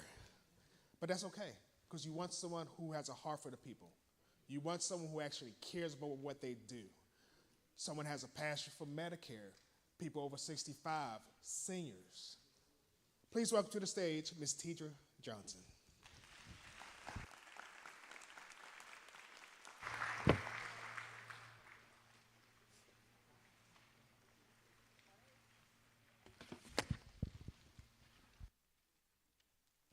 Can you hear me? Good morning. I'm glad to be here today. My name is Tidra Johnson. I'm a Medicare advisor, which in layman's terms means I'm a South Carolina licensed insurance agent that helps seniors with Medicare. I've been in the insurance industry for over 9 years as a whole, but my baby is Medicare. I've ran into a lot of seniors that just don't know the benefits that they're due. A lot of seniors don't even realize once they turn 65, they have exactly 63 days, calendar days, to get something that's called a prescription drug plan. If you don't get something called the prescription drug plan, you'll get penalized. The penalties go up the longer that you wait. I am from South Carolina. I'm from Columbia. I'm the owner and operator of Essential Insurance Services. My office is here in Columbia, right off of Two Notch Road, if you're familiar. I just love what I do. I'm passionate about seniors because of course, my parents are seniors now. There was a lot of things they didn't understand. Once I really got into the Medicare business, I was able to educate them. So what I do, I just educate everybody, anyone I could get my hands on that needs Medicare help, I'm here for you. So I'm happy to be here today. I named my business Essential because it means absolutely necessary. It's absolutely necessary for you to know what Medicare offers. I help my clients enroll in the correct plans that fits their personal needs, because every plan doesn't fit you. It depends on your medicines. It depends on your health conditions, the doctors that you see. But a lot of people don't understand that there's a lot of benefits that's out there that they don't know they could get. They could get food cards. Veterans can get money put back on their Social Security checks just by the simple fact of being, at some point active duty. So if you all would like to reach out to me, I would like to, sit down with you, go over the guidelines, the requirements. A lot of people just don't know the requirements that comes along with Medicare. There's a lot of laws that change, so it's up to me as an agent to educate you. I'm going to try not to take too much time because I know we're over on time. But I just want to let you know that I provide my services, for one thing, for my clients to have a peace of mind. A couple of my clients are here today, and I take great pride in that. I was invited here today by Elder Jenkins and his wife, and one of my clients as well, to come and just speak to you all. If you want to come and see me, call me. I'll be happy to sit down with you and kind of talk about your benefits and tell you where you are with them. Like I said, there's lots and lots of benefits out there that people just don't understand that they're eligible for, just for the simple fact of you maybe being a diabetic or, a heart patient. The insurance companies are promoting healthy eating. So that means that you automatically are eligible for a food card every month. But if you don't know things like that, then how can you take advantage of it? So just give me a call. If you have any questions, write them down as you were instructed earlier. Once we're on the panel up front, I'll be happy to answer any questions that you would have. My information is also up here. I'll see if I'm okay with the clicker. And that's just telling you the companies that I'm, affiliated with, how I can help you. That's my phone number. And it also just shows you some of the Medicare benefits that comes along with different plans, food cards, gym memberships, which are free. Those are basic gym memberships. Dental and vision, as well as Part B reductions. That's what I was stating earlier. Like veterans are due Part B reductions. And there's some regular Medicare Advantage plans that gives you money back on your Social Security check. I also do life insurance, term, whole life, accident, cancer, heart attack, and stroke. Also, I wanted to mention something that's very hard to talk about, and that's cancer. My father went through a cancer bout about a year ago, and we were up against a lot of bills. Once he got chemotherapy, what him and my mom was not prepared for was the 20%. And so I always like to talk to my seniors about cancer because some of them don't realize that Medicare only covers 80%. And then you're responsible for the 20 that's left over, which could be thousands and thousands of dollars. So there is different ways for you to, it's called fill the gaps in your coverages. And things like AFLAC or Guaranteed Trust Life, that's a tool that I can use in order to fill your gaps in coverage so you don't come home from, of course, being sick and then have thousands and thousands of dollars of bills. So that's something that, the seniors need to think about because there is gaps in coverage. So, but there is ways of filling them as well. So I just like to, educate you on things I feel like you don't know, but are important for you to know. So, if you would like to reach out to me, ask me any questions, feel free, and I'll be happy to answer them. I'll be happy to help you. I love what I do. I love seniors because I can learn from you as well as you can learn from me. So God bless you all, and thank you for having me here today.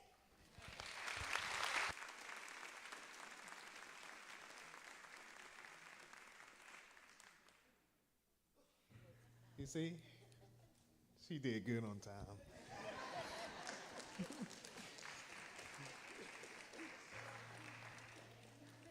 So, our last guest speaker, before we do lunch, and I'll explain lunch. Our last guest speaker, about Olive Garden, they say treat you like family. Olive Garden ain't got nothing on her. She truly treats you like family. She wants you to know that she's there for you. She takes a very personal approach to lawyering, being a lawyer. Y'all all know that just to talk to a lawyer, it costs money, right? It ain't free. So just by her being here is a benefit to us all. So please welcome to the stage. Say again? It's a free event.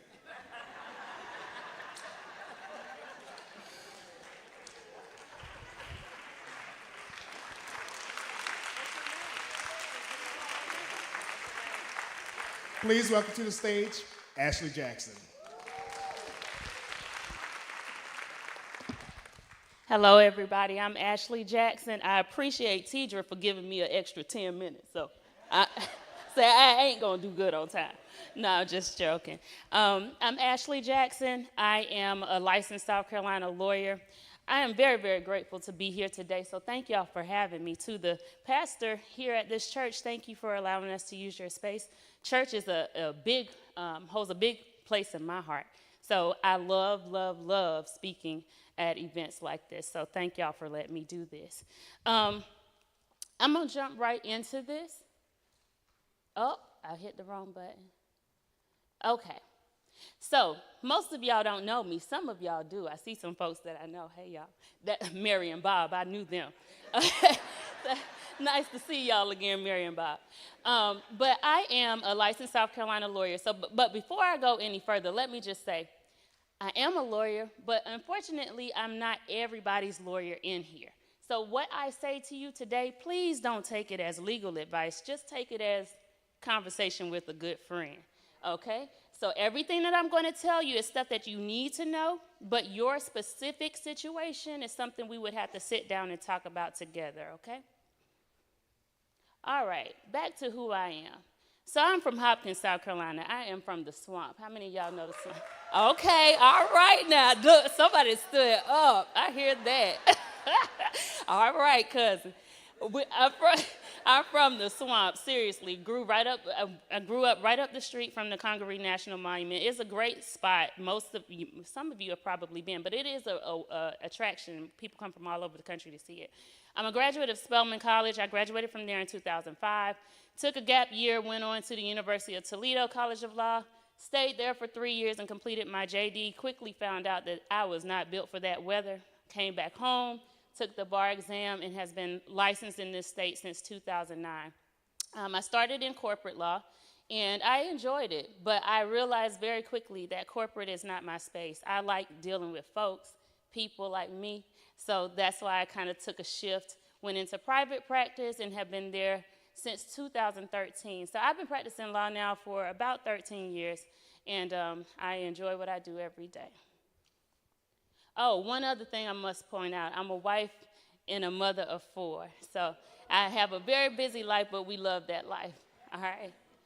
All right, now let's talk about what an estate plan actually is. It's a set of instructions on how your assets should be managed and dispersed in the event of your incapacity or your death. Now, you're not going to hear me say death much. You'll hear me say things like transition. I don't like certain words, so I don't use them. So I'm going to say transition. Whenever I say that, you know what I'm referencing. Now, how many of y'all have an estate plan? Don't even, you know what, everybody just put your hands up, because I don't want to embarrass anybody if they don't have one. But put your hand up. Now, we in church, we don't tell tales in church. So everybody really does have an estate plan, okay? If you don't have a set of written instructions, guess what? State of South Carolina has provided y'all with one. For free. For free. You ain't got to sit down and talk to me about it or anybody else. It's free. But some of y'all might not like how the state of South Carolina has drafted your plan. And whether or not you like it, you should be the person drafting your plan.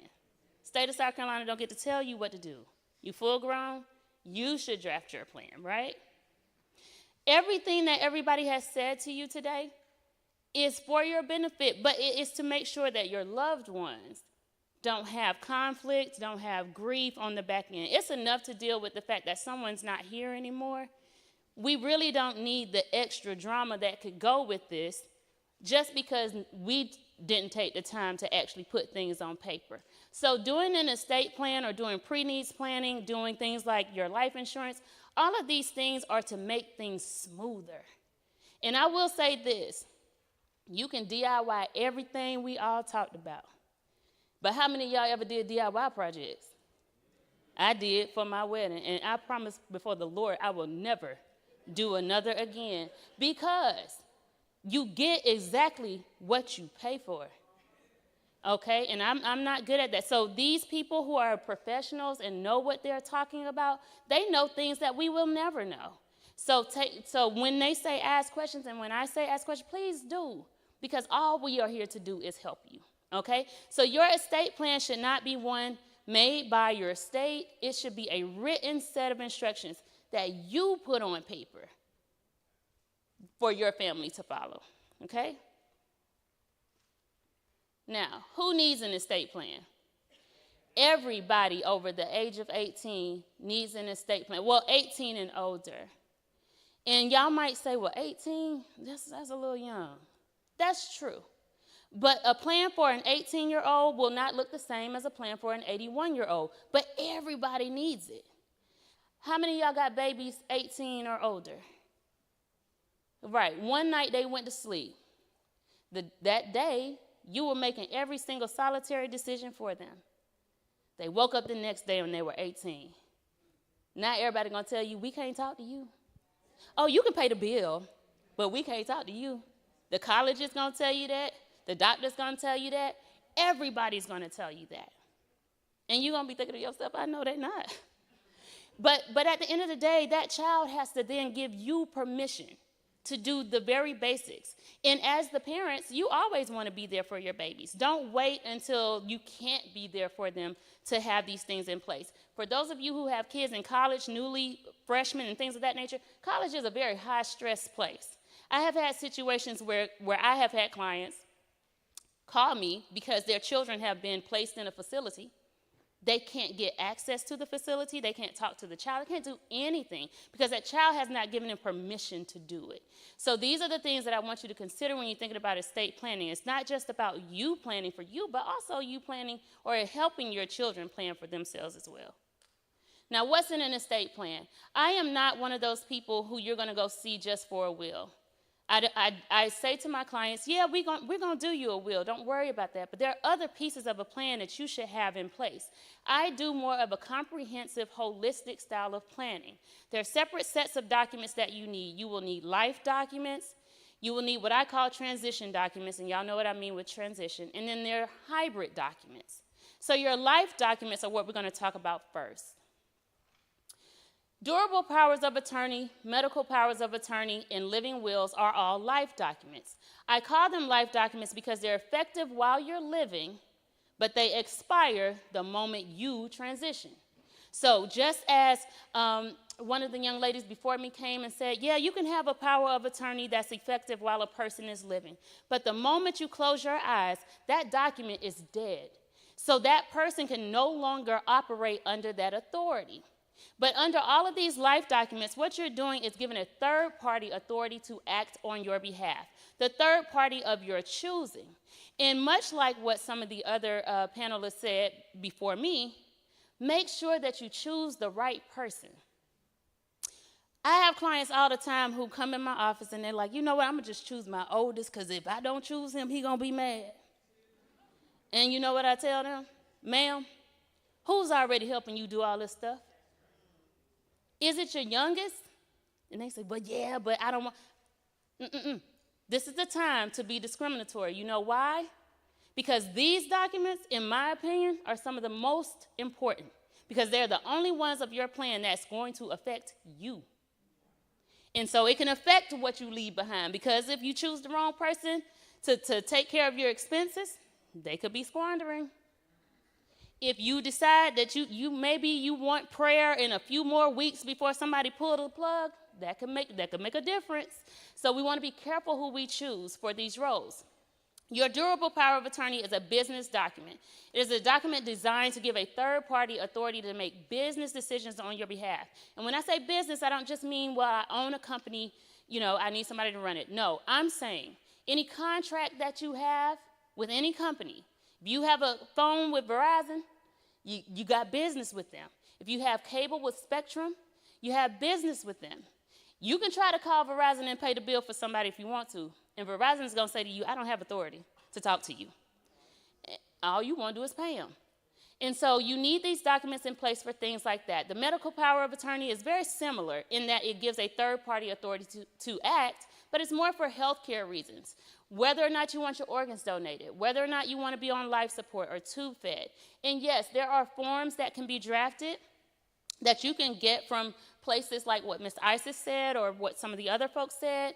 But if you want a more tailored healthcare power of attorney, if you have very specific instructions, you might want to sit down with a lawyer to have that discussion so that those things could be drafted into that document. Because they are absolutely right. If it is not on paper, you might not get that followed, okay? So make sure that those things are written. Your living will, this is a document that most people confuse with the last will and testament. The living will is a medical document. It is a document designed for you to make end-of-life decisions. If it ever gets to a point where you're terminally ill or in a permanent state of unconsciousness, this is you saying, either keep me on everything y'all already have me on to keep me here, or it's you saying, you know what, take me off of everything and just let me transition smoothly. Okay, so these are decisions that you can make for yourself while you're living. You don't have to put people in situations that are high pressure. You don't have to put people in the state of wondering whether or not I'm making the right decision or the wrong decision, because you can make the decision for yourself. The other thing I want to point out is sometimes, and husbands, I'm sorry, I'm going to have to do this to y'all. I do it to every husband and wife that comes and sit in my office. A lot of times, husbands think they're going to leave first, right? And as husbands and wives, we sit together, and when we come in my office, I say, well, who do you want to be your health care power of attorney? And the wife will say, I want him. And the husband will say, I want her. And then I use the example of my parents. My daddy is number 3 on my mom's list. You know why? My daddy could barely show up to a hospital when I had a baby. So imagine having to pull his wife off of life support. My dad said to me, well, did your mama put me on her list? I don't want to be on it at all. My mom said, you're going to be number 3 because you married me. But I don't trust you to be number 1 either. So you're not going to be there. Everybody else has to be dead before you make a decision. So I'm saying to you, don't just choose your spouse because it's your spouse. Understand that sometimes the people you love the most can't do certain things. And it is, in some ways, it's not fair for you to even put them in that positioning. So when we sit and talk, we want to make sure that we're making the right decisions. I know I'm harping on this for a long time, but I'm harping on it because these documents affect you. All right, the durable power of attorney is also something that I want to make a quick point about. It is a document that's effective the moment you sign it. That's that one where it's the business document. Most people don't know that, though. They think, well, it's only effective if something happens to me, if I can't make decisions for myself. But the truth of the matter is, no. The moment you sign that document, the people that you've given authority in that document can go to your bank, access your accounts.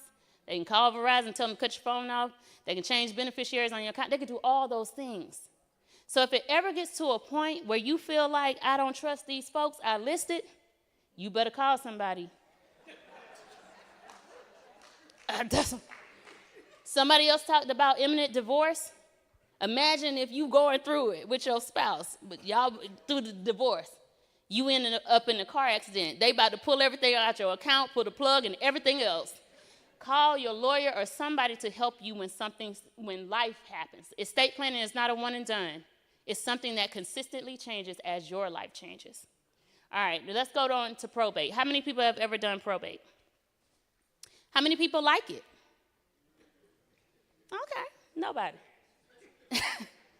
Probate is a necessary evil in some situations.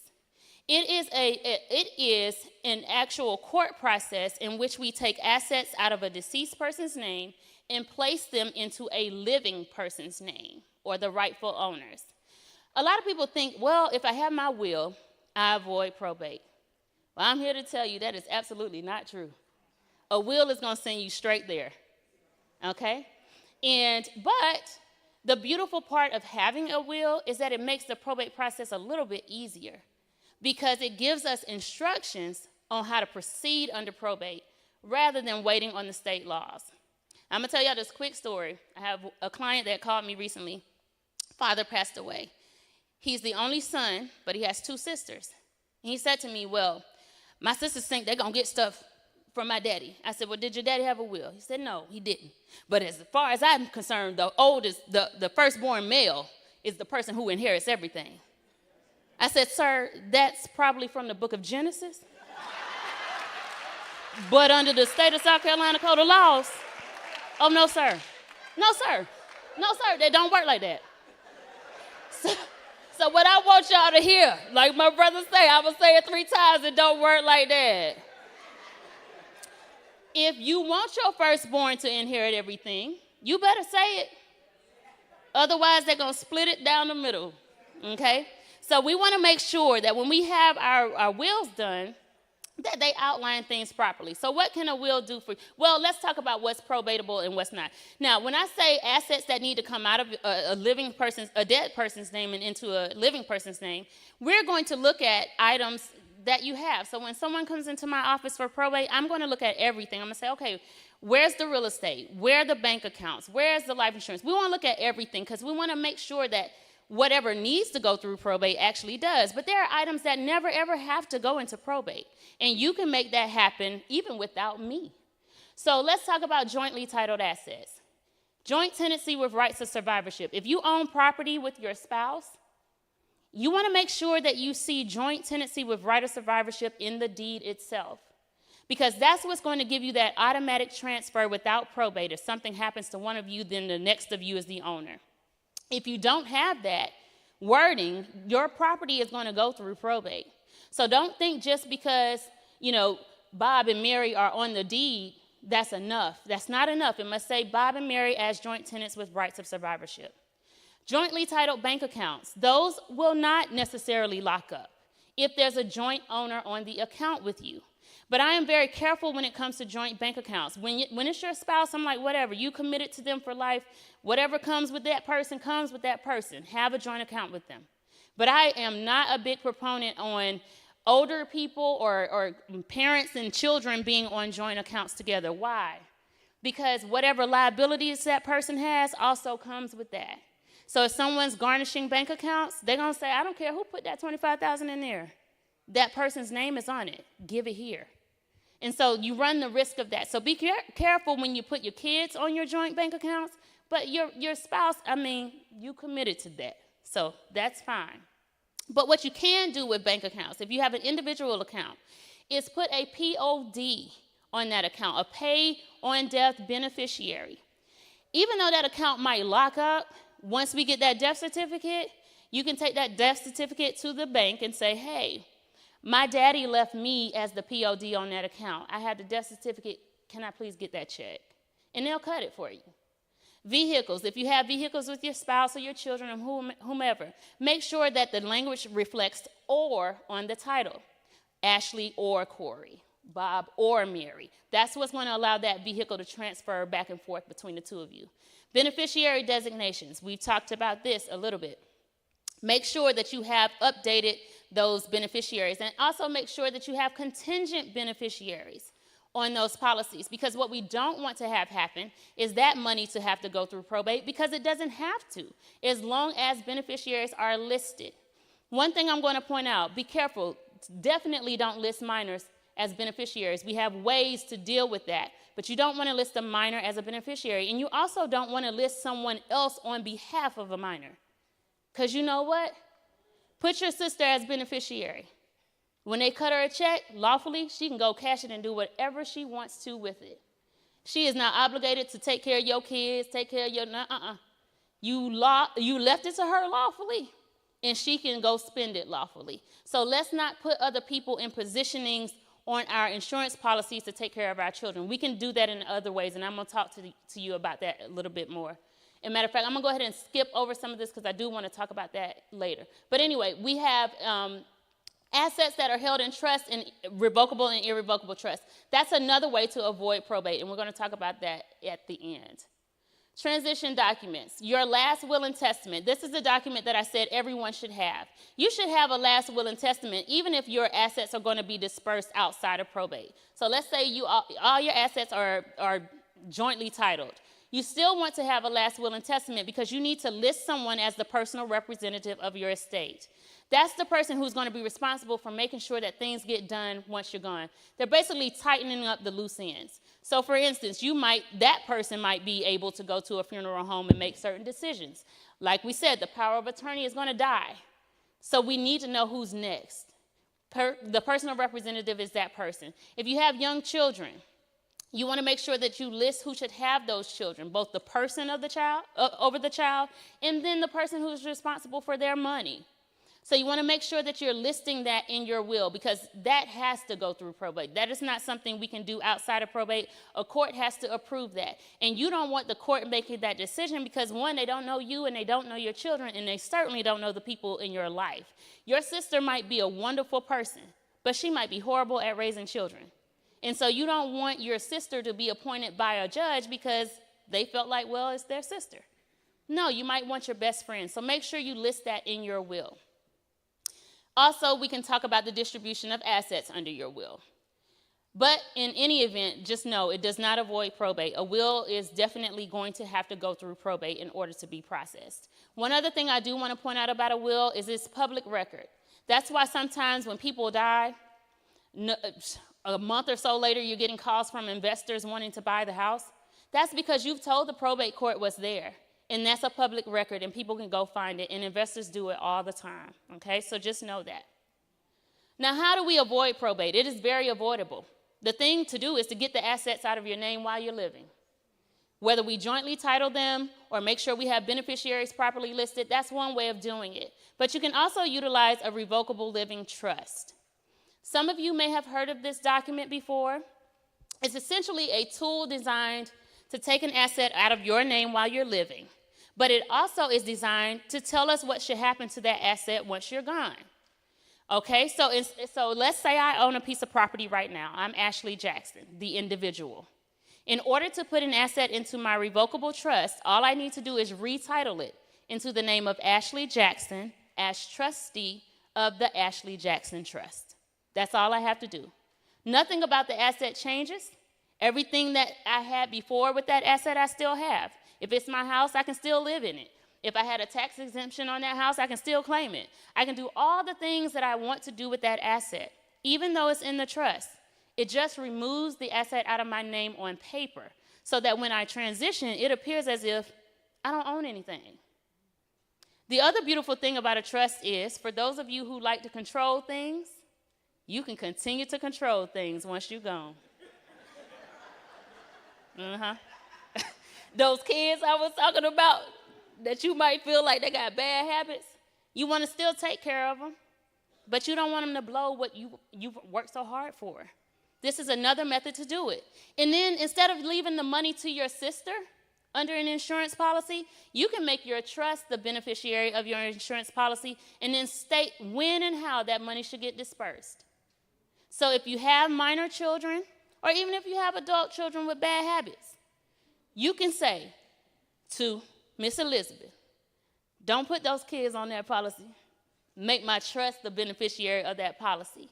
And then when you're gone, a check will be cut to a trust account for the benefit of that child. And you can say, well, at 18, he can have a few dollars.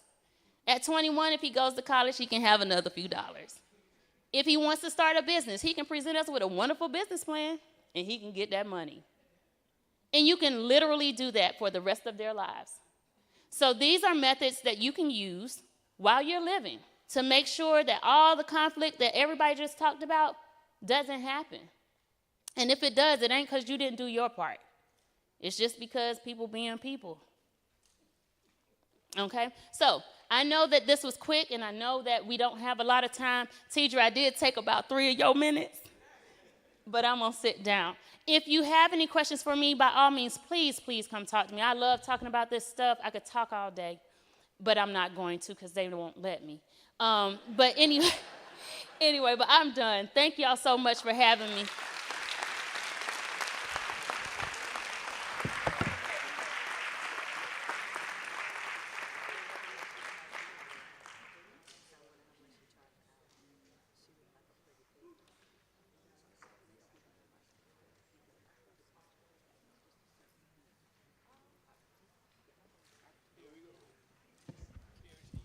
Okay, we're going to give out some more gifts. So last 3.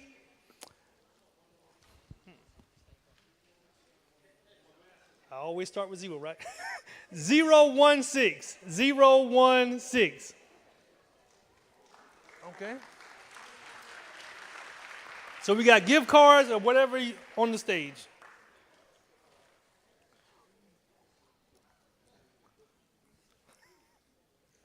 For you, Mr. Cat. 148. 148. Can you do it? Thank you.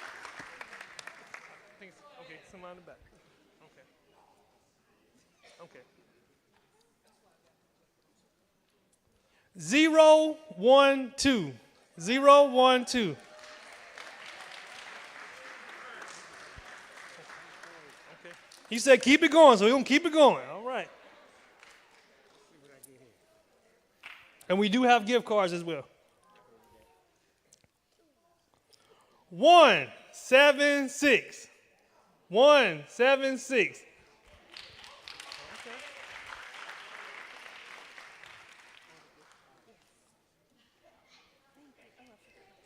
He fine.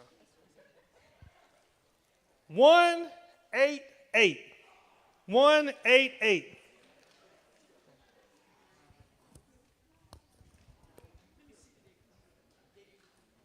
No 188. Okay.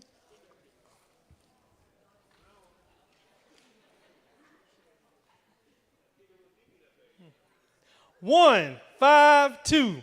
152. Okay, let me see if I won something. Wait a minute. No.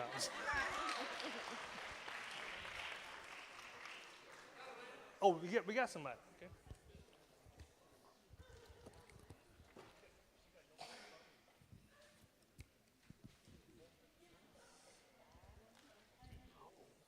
One, 2, 6. 1, 2, 6.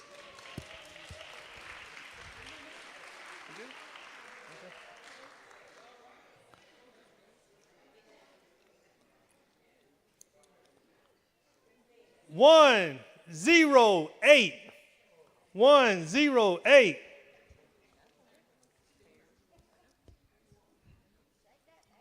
Okay. Okay.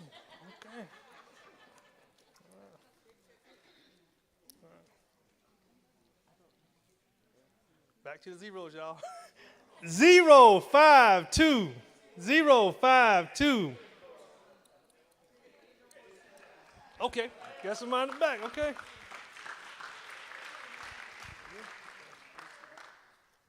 All right.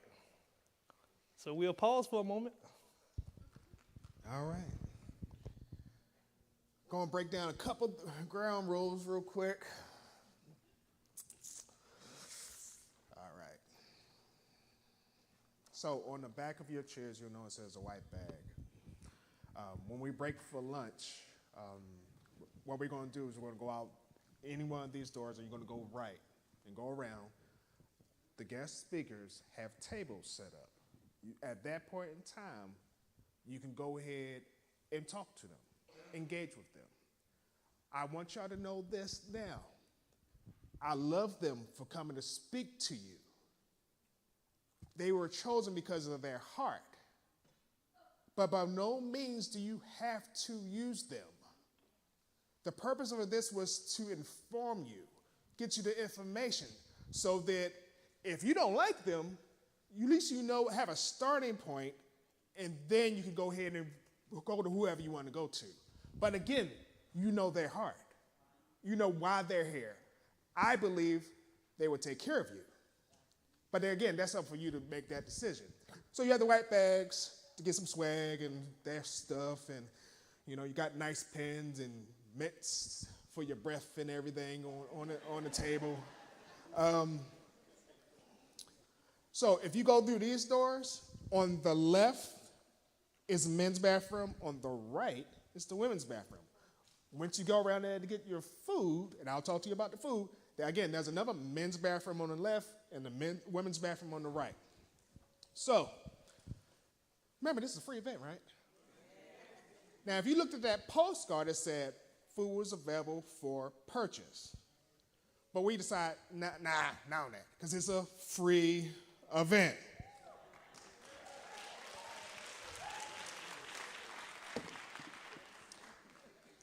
Okay. So, sharing our souls with Care Ministries, pay for everything.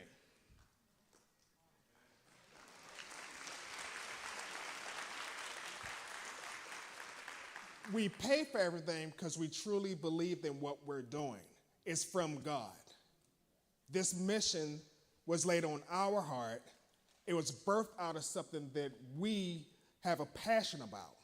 So that's why we went out and started a 501c3, because we're feeling that passionate about it.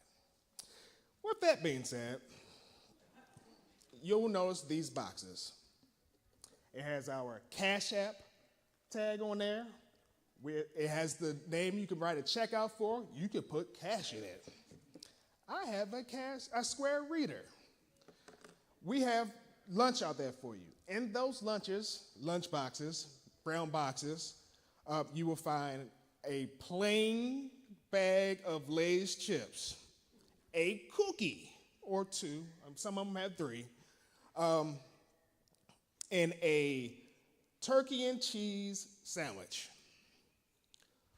There was fresh made, and some of them we have a limited number of veggie sandwiches, because I know some people are vegetarians, and water. So when you see these boxes, please do what the Lord has laid on your heart.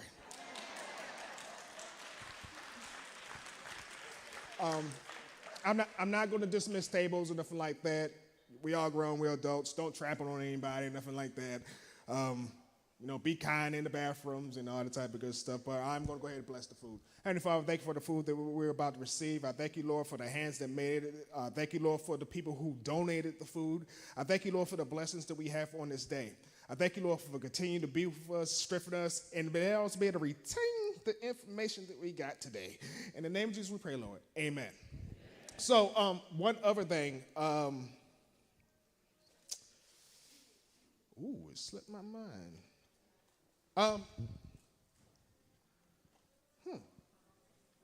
Oh, yeah, lunch. How long it is? We have it till 1 o'clock to be back in here for the panel. Because at that panel, you're going to be able to ask questions. I hope y'all's writing down questions. Ask questions, and then we're going to go ahead and allow them to put it all together. So if her piece or his piece was kind of disjointed and you couldn't follow along, they're going to put it all together for you from start to finish to present something for you that's tangible, so that at the end of this,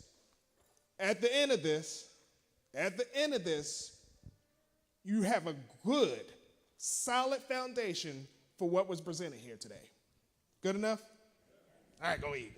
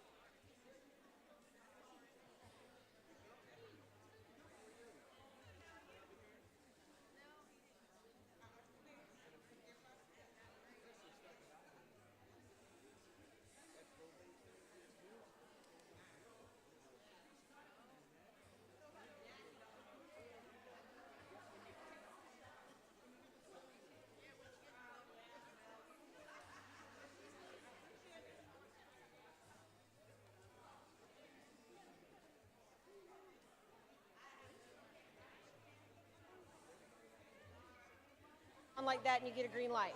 Okay. Okay?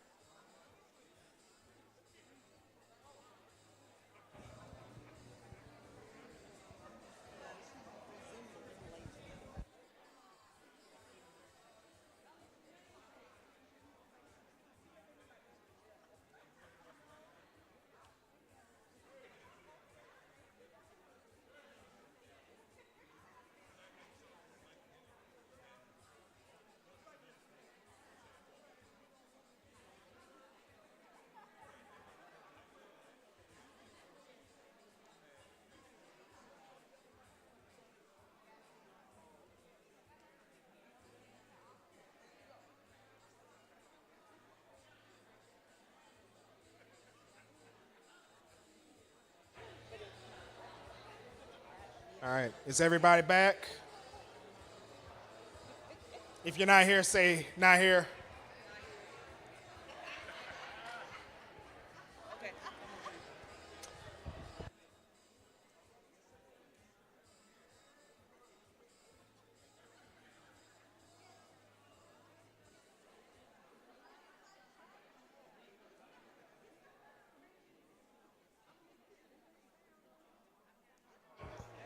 All right, y'all. Was that okay over there?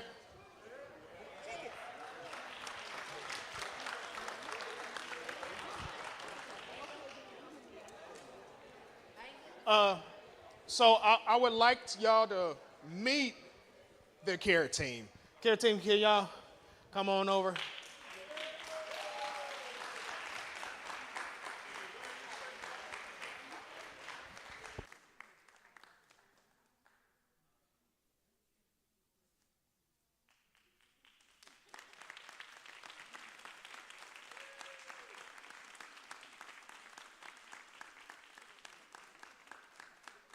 These are the hardworking individuals behind the scene, in front of the scene, who took out the time out their day to have meetings with us, to discuss stuff ad nauseum.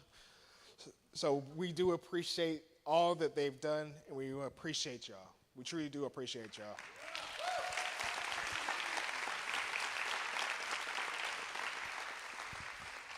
Clarissa? Is Clarissa here? Come here.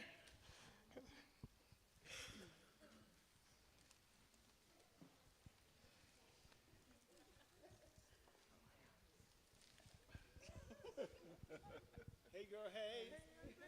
And Okay. So when we got started with this ministry, this beautiful lady right here, along with Mama Jackie, they helped us by telling us what it is that they needed once they lost their spouse. What is it that they wish that they had going into it? So somebody had a birthday recently, and she said she's celebrating her birthday all month.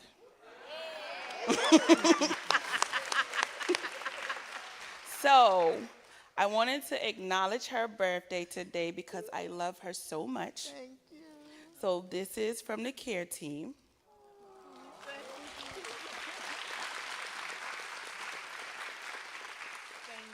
You're welcome. I love you too. And I get back my smile because of going to this class. It was been over 3-4 years, going on to 4 years. But the Lord has helped me until here. And I missed that class. I will start coming back. I did 2 rounds. Thank you. Love you.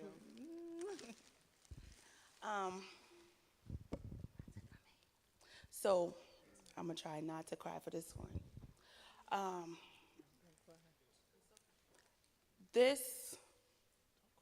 I'm not.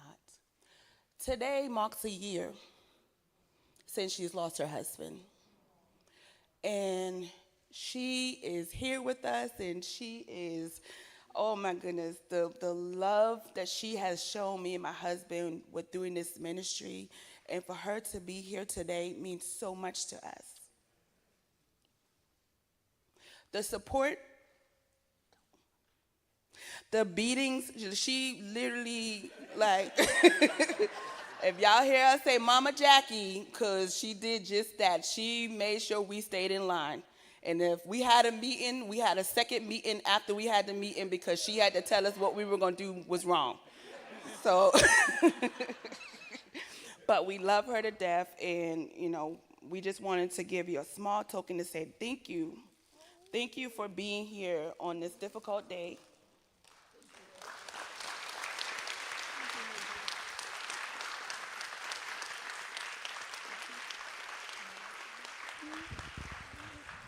I just want to briefly say something. Yes, it has been a day that I got that phone call from the doctor that my husband had passed. Now I've had deaths in my family before, but nothing like this. This is nothing compared to the grief that I suffered.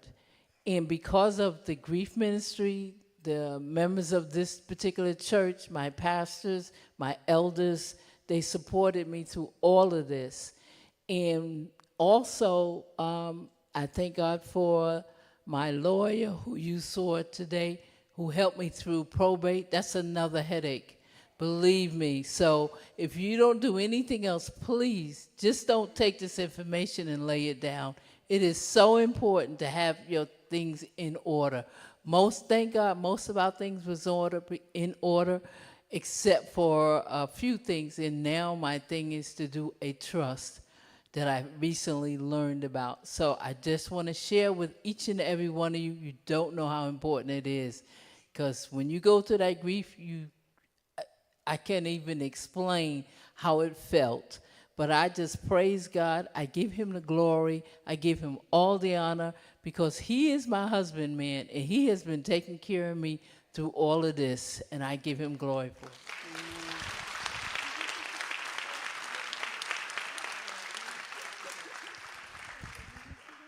Eric, come here. No, come here. I gave him a little bit heads up because he don't like being surprised. But I want to publicly thank Eric and Renata no matter what we do, they're always there. They've always supported us in ministry, and in turn, we've always supported them in ministry. This is a man of God. He is a pastor. He is a minister.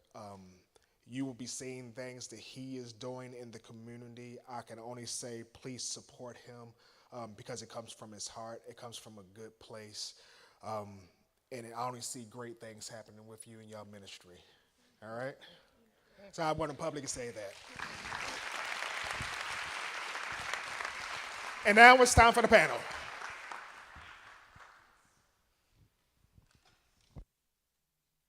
Miss Jenkins, you're on the panel. Come on up.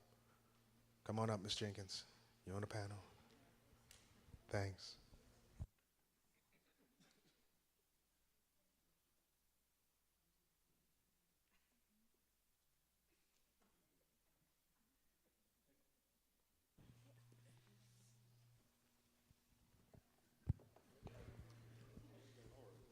So if y'all have any questions, now is the time.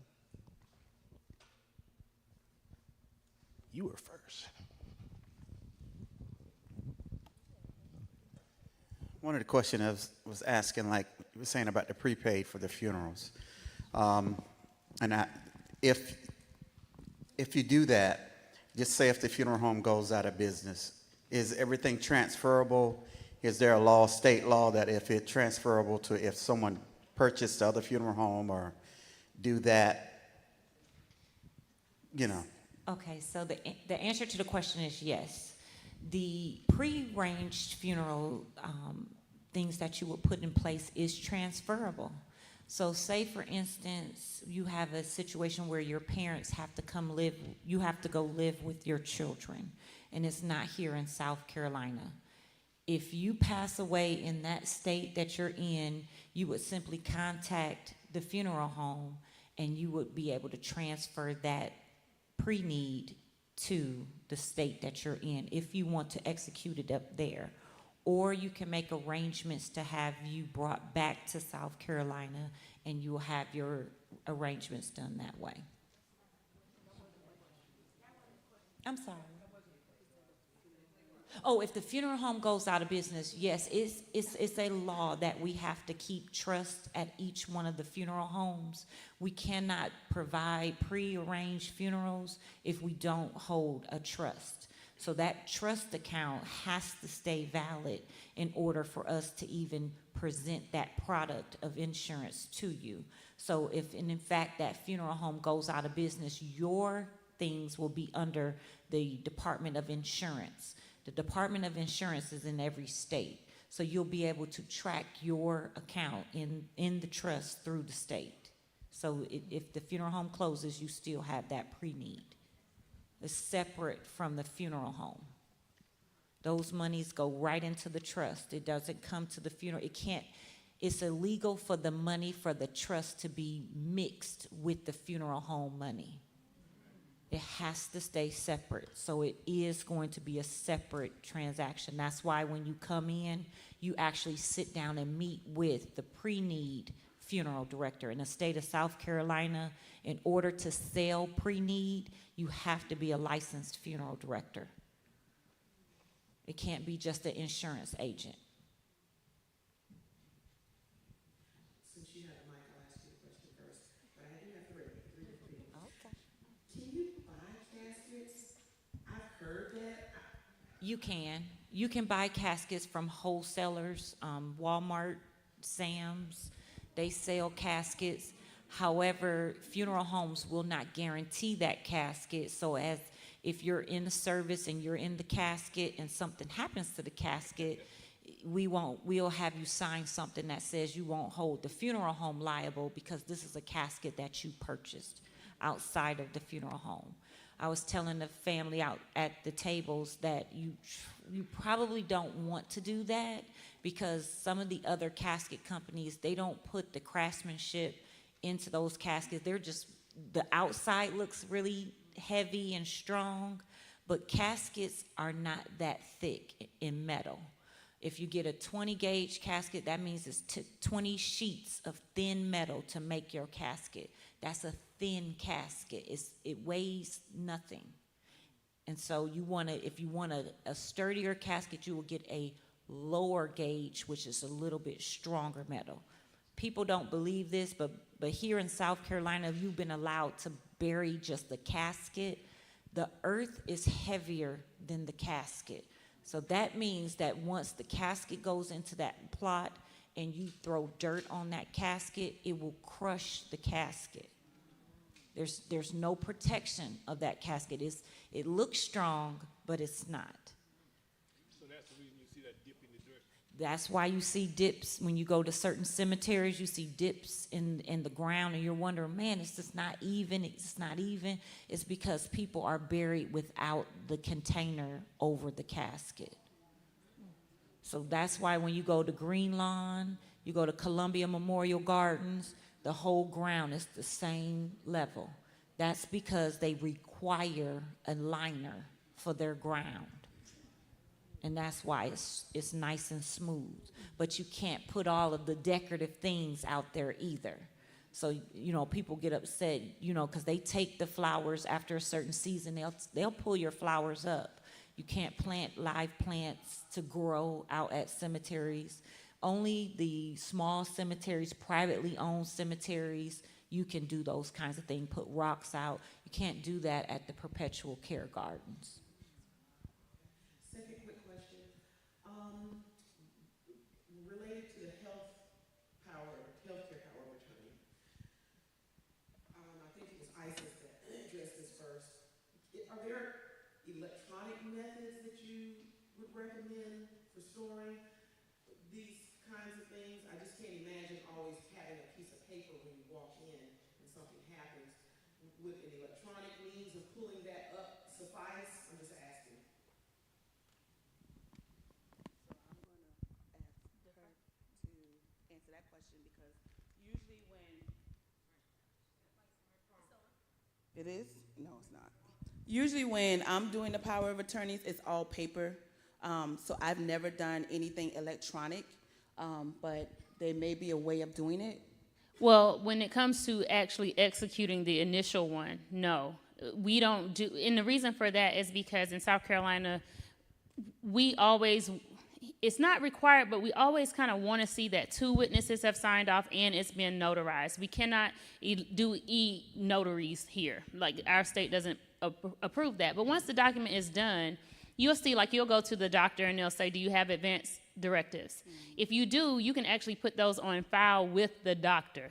But my suggestion is always going to be, especially if you know something is going to go, you're going for a procedure or something like that, have it with you. But like Isis said earlier, let people know where these documents are and that they are actually listed. Do not put anybody on your documents that you have not yet had a conversation with, because they need to know where to find them, how to go get them, and fast. So if something needs to happen, they need to know how to find them. And certainly you can have an electronic version, but that might be on file with your doctor, but that's not to say that the doctor is actually going to stop and look. I've never been in those situations. So have it present if you can have it. And you might even consider providing your team players, is what I call them, which are your agents you listed. You might want to consider providing them with a copy of it. Some people aren't comfortable with that. If you don't want to do that, then at least tell them where to find it. Also, in addition to that, a lot of times when you go into certain hospitals, if they get you to fill out the forms while you're there, when you leave, it expires. So it's best to have one already filled out. That way you can bring with you anytime you have to go. And that's not all hospitals, but some hospitals, it will expire when you leave the hospital. And when you have to come back, you're going to have to do it again. Last question. Thank you for obliging me. Medicare. You mentioned at food card monthly. Are there income requirements for that? No, ma'am. Asking for a friend. Well, there's different. That's fine. I understand. It's different criteria. One, if you have South Carolina Medicaid, that can go along and be tied together with Medicare A and B, you're eligible for a food card over $200 a month. Also, with Humana, if you are a diabetic or a heart patient, you're automatically eligible for a $75 food card every month. There's another one. If you have LIS, which is low income subsidy, it's also known as Medicare Extra Help. It's a governmental program that it's a discounted program for your prescription drugs. With Humana this year, you're automatically eligible for a $50 food card. So it just kind of depends on what your criteria is. Yes, ma'am. Yes, ma'am. You're welcome.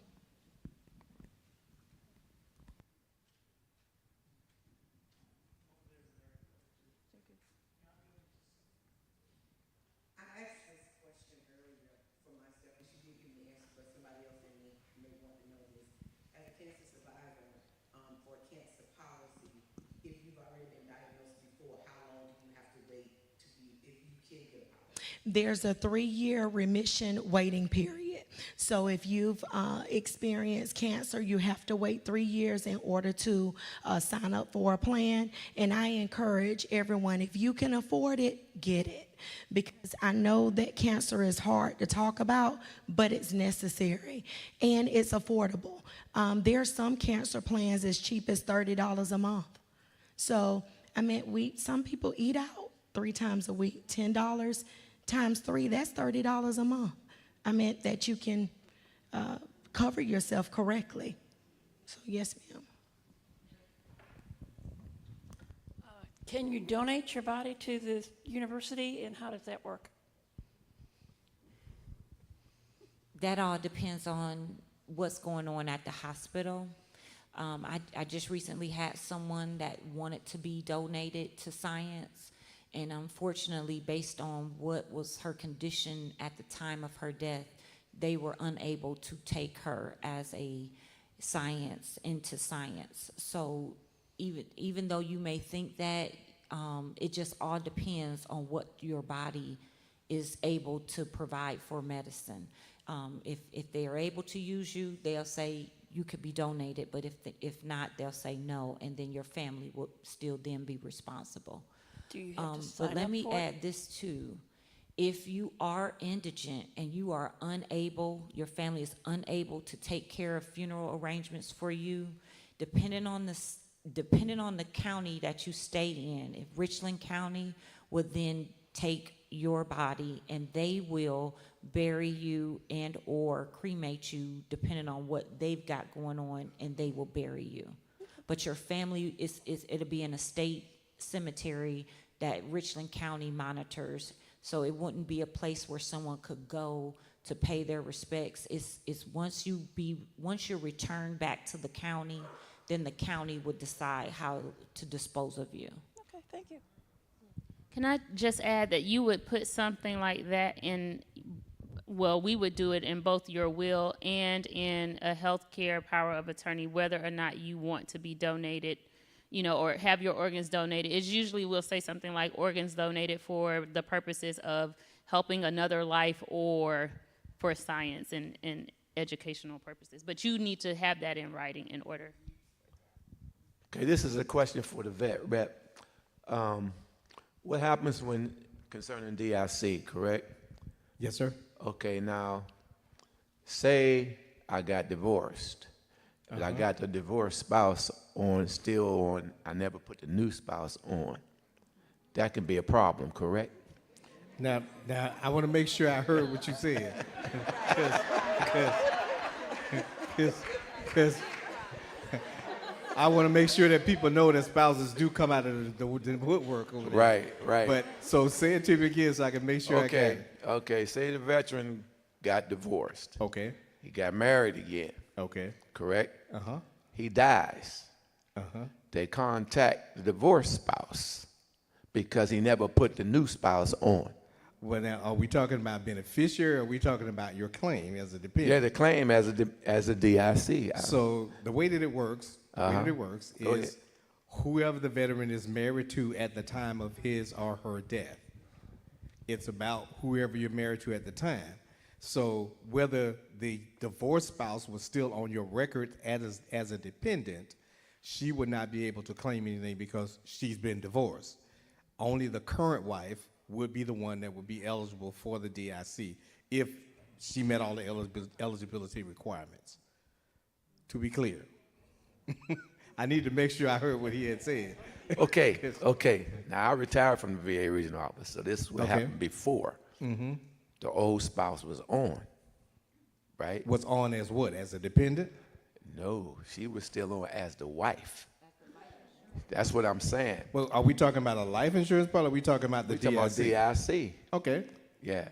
Now, if she shows up first and she has the marriage license and does not show the divorce certificate, then yeah. So everybody clear on that. So then that's when the fight starts. Yeah, that's a complication because that is a complication. They started paying one the wife will old show wife up before the other wife. Right. They was paying the old wife, but after they got it straightened out, she had to pay that money back. She did. Right. Absolutely. And I'm glad you said that. Yeah. And I'd like to remind people that when you file a claim with the government, and particularly with the VA, if you do any fraudulent things, you will have to pay the money back. Let me give you an example. Just yesterday, a gentleman that I've been working with for a couple of years, and we never, a lot of times we don't talk about dependents because the veteran comes in by himself, never brought a spouse in. So as we're sitting there one day and we did some work, I did some work with him, and the paperwork came back, and I looked at the paperwork, and it says, we're paying you as a veteran with one dependent. So as I'm looking at the paperwork, I mentioned it to him, and he says, oh, well, my wife died in 2018. He never reported the death of his wife. So he just got a debt letter of $10,128 that he owes back to the VA because he did not report that his spouse had passed away. And not fraudulently, but of course we know the government is going to get their money. So when he came into my office, we had to call the VA and report that his wife died in 2018 because you can't hide that. The death certificate says 2018. And can I add one more thing too? In South Carolina, they do not recognize common law. There is no common law in South Carolina. So if you are married, legally married to someone, but you all are separated and been separated for many years. Many. Your spouse is still the legal next of kin, and that spouse will have to be located in order to proceed. So just because you are not living with that spouse and you all we divorced each other, but it's not legally divorced, you are still married, and your spouse will be the responsible person of you when you pass away. Absolutely. So keep that in mind. We could be here all day talking about that. Yeah, I have a... No, it's true.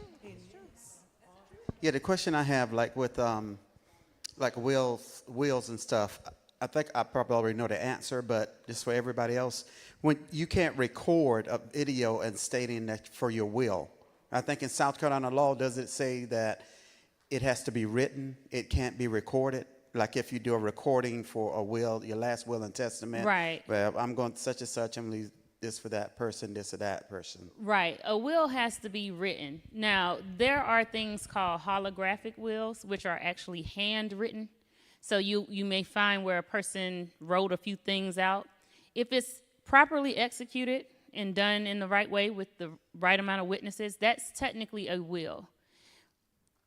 But we also need to talk about having the original of things. So no, you really can't have a recording. That's not going to be sufficient. You should have the original will, so someone needs to know where to locate that because that's going to be our best bet, right? So, but you can probate a copy. But the problem with probating a copy is you have to get the permission of the people that you've stated should get items under your will, and you also have to get the permission of people who might have taken had you not had a will. So imagine if you had two sons and you left one of them out on purpose. And now we can only find a copy of the will. We have to get both the permission of the son who you left something to and the son who you did not leave something to allow that will to be probated. And the son who you did not leave something to is probably going to say, ain't no way. I'm not going to do that. And then you know what happens? We don't have a will anymore. And the law is then going to decide who gets what. So no recordings. and you should really have the original.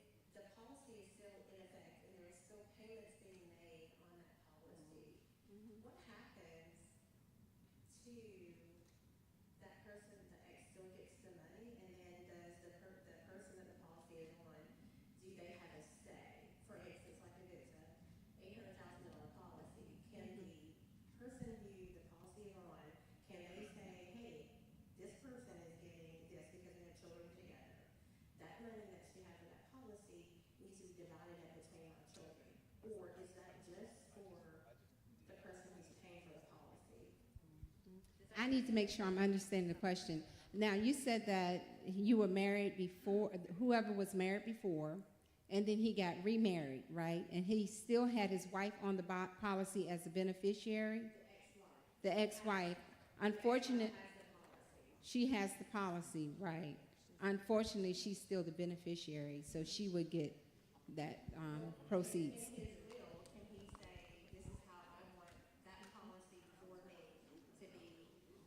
No. He has to go and change that policy. If he's the policy owner, he needs to go and change the policy. No, she's the policy owner. Oh, it's her Can- policy. Yeah. She's the owner of the policy on the person. On the ex. So the wife has a policy that she's paying on the life of the ex-husband. That's what you're saying. And she listed herself as beneficiary. Yes, and that's her policy. She's doing That's her policy. Yes, the policies always belong to the person that is beneficial to that and the owner. Okay, so then our next question is that because there were children involved, that's why the policy was in effect. Right. So the children are all grown now, the policy's still in effect. Can the ex say, or the husband say, hey, this is what I want to have happen on that policy? He don't own it. No, she's No. the policy owner. She's the only one that can make changes on that policy. Yep. That's like, you know. But he did, an insurance policy is an asset. Right. Can I say this? An insurance. I guess I'm trying to make sure I understand. An insurance policy is an asset. It's an asset, just like your house, just like your car. Nobody can tell you what to do with your assets. So if you own it, you dictate what happens to that asset. So the person whose life is contingent upon, we don't care about that, because they're not making no payments. They don't get to make the decisions. So you do, and at the end of the day, whoever's the beneficiary, that's what controls that policy. The policy itself is a contract. We were saying earlier, certain assets are going to pass through probate, certain assets won't. Whatever assets are governed by a contract, whatever the contract says is what's going to happen. So if you're the beneficiary and it's contingent upon him dying, if he dies, ain't nothing he can say about it. Or his spouse. In your will, and I will say this, policies, assets that pass based on what the contract says, the will not override it. We have wills in place for the purposes of backing things up. So for instance, with that type of policy, let's say the beneficiary died before the person died, and now that policy money is going to hit the estate, that's when we'll look to the will to see what happens. But if there's a valid policy and the contract says this money goes to X person and X person still lives, we could say all we want in the will. They're going to tell us to kick rocks. And let me also add, if you make a person that is deceased a beneficiary, it automatically goes to the estate. So if you come into the funeral home, you will be told this policy has got to go to the estate. We're sending this over to the estate to be worked out through the courts. Then we don't have, unless you have a contingent. If you don't have contingents, then the courts will appoint and do what they do. And the funeral home will send over the funds to to the probate. So translation, the new wife got to get her own policy.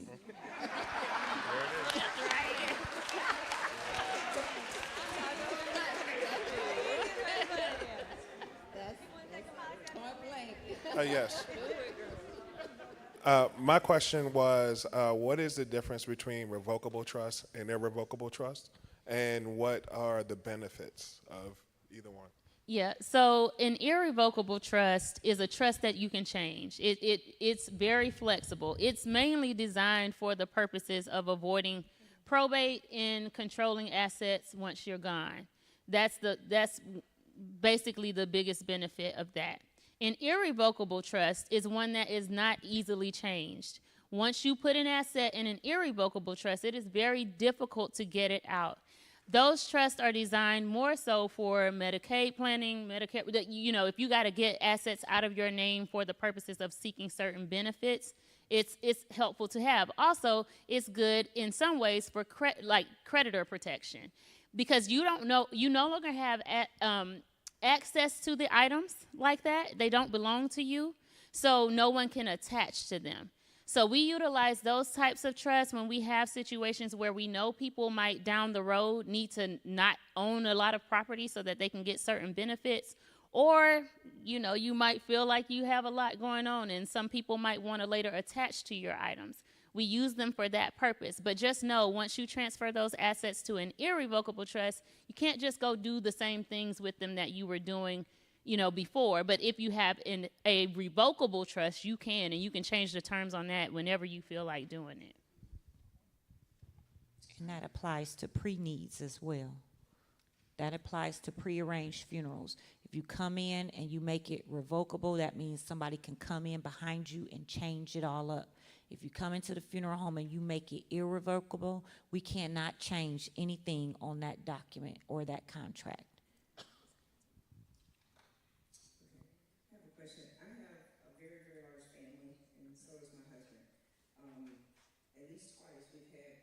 Instances where we had death in the family and there was no insurance or no so they're looking at us like, can I get $2,000? This kind of like GoFundMe and stuff like in the cities right now. So this is the thing. So my husband and I are basically, so I told my family that most of them in Tennessee, so I'm like, y'all got to get this stuff together because we're not contributing anymore on this side should something happen. But my husband is the oldest in his family and he has several siblings that are very irresponsible, do not have insurance themselves, and have children that, so we're looking at getting something for them that we'll be the holders of, for in case in case something they do pass away, and they're not looking at us like, take care of family. No, we can't. So do you which is best to do, like find an expense thing for them or a life insurance policy, like a $50,000 one to cover their expenses? Now, see, that decision will be up to you, whichever one you wanted to do. You can come in and do a prearranged funeral for someone that you feel like they may be living dangerously and you want to make sure because something may happen. But what you can't do is a cremation. Cremation can only be authorized with the legal next of kins. So because cremation is more affordable, people will think, well, I can come and put this cremation together. Well, the legal next of kin has to agree to cremation. And if anybody disagrees, then you have to do a burial. There's no ifs, ands, or buts. If they don't want to sign off, then you have to do a burial. I would suggest that you definitely want to put something in place. Life insurance is a good idea, but again, life insurance is not designated to cover funerals.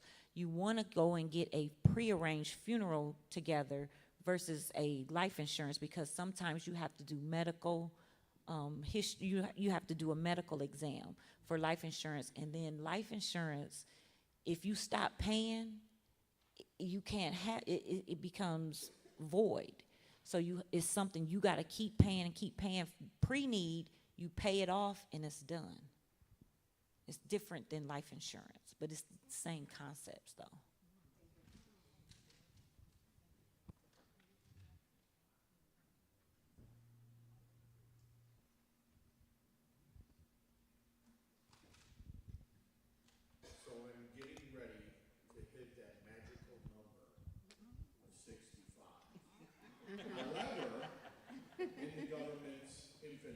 system because of when I was born, I do not qualify for Social Insecurity until I'm 66 and 8 months.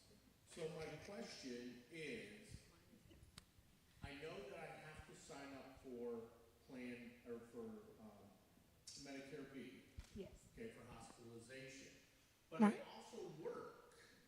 So does that affect the plan B at all? It does and it can. It just depends on how many hours a week that you work. Okay, so with that being said, you would go through Social Security first. You would discuss your criteria as far as still being employed. They will then advise you when to opt in to Part B. And that's when your medical part of Medicare starts. So that's a Social Security question as far as when you're going to stop working, if you are, and then how many hours you're working to see whether you fit the bill to opt in to Part B. Okay?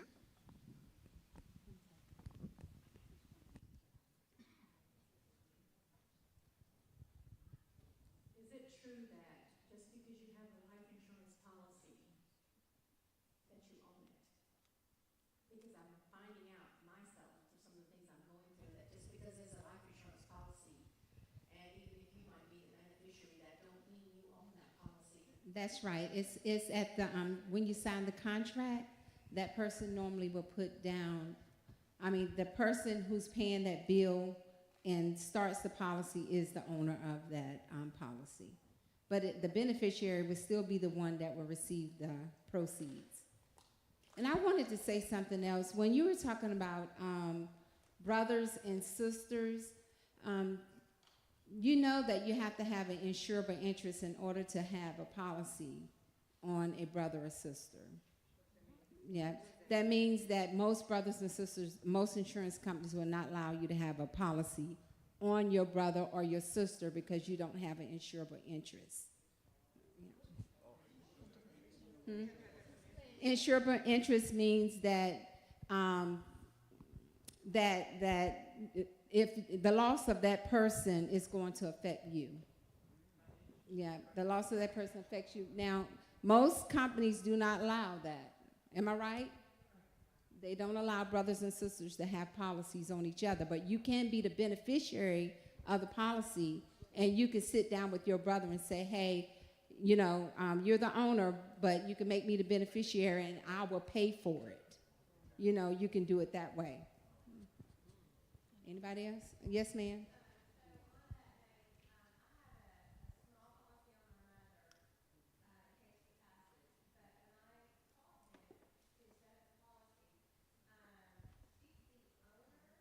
Mm-hmm.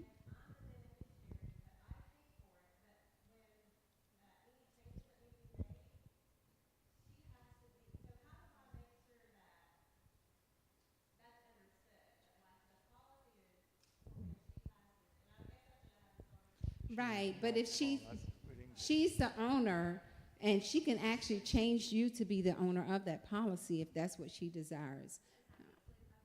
Oh, okay, yes, ma'am. You could call the insurance company, and they will help you with that. And you can become the owner, then you can make changes on that policy.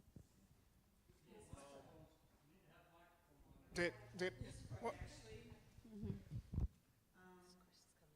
You had said earlier, I think, anyone 18 years and older should do an estate planning.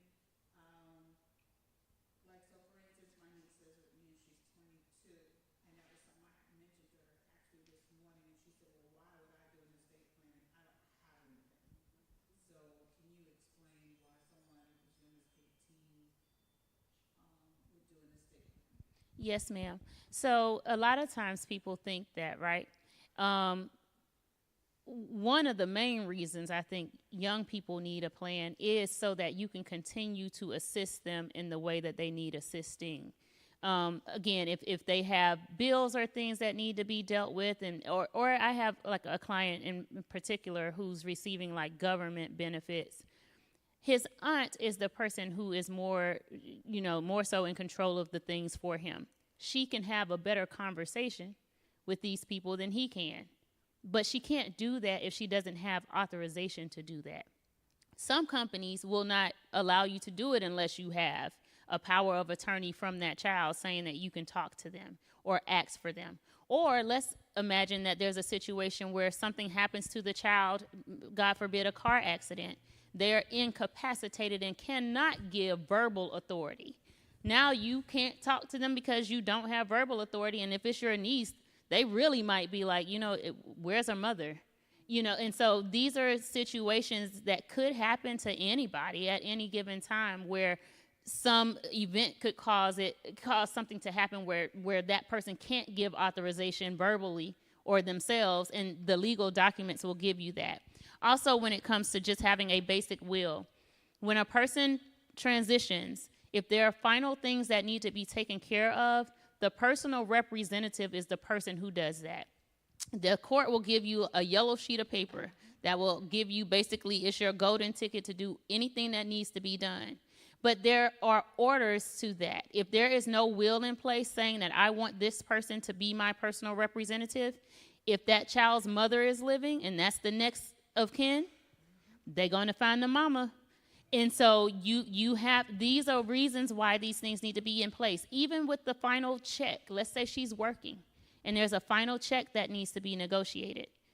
And she has a bank account, but let's say there's no POD on that account or whatever. These are things that might need to get taken care of, and just having a simple plan in place. Again, her plan will not look like yours, but just having a simple plan in place can take all of that red tape out of the way for you to be able to deal with the things that need to be dealt with, on top of losing a loved one so young, or having her in a situation that's already stressful. Takes that stress away. And so it's just a matter of having those protections in place just in case.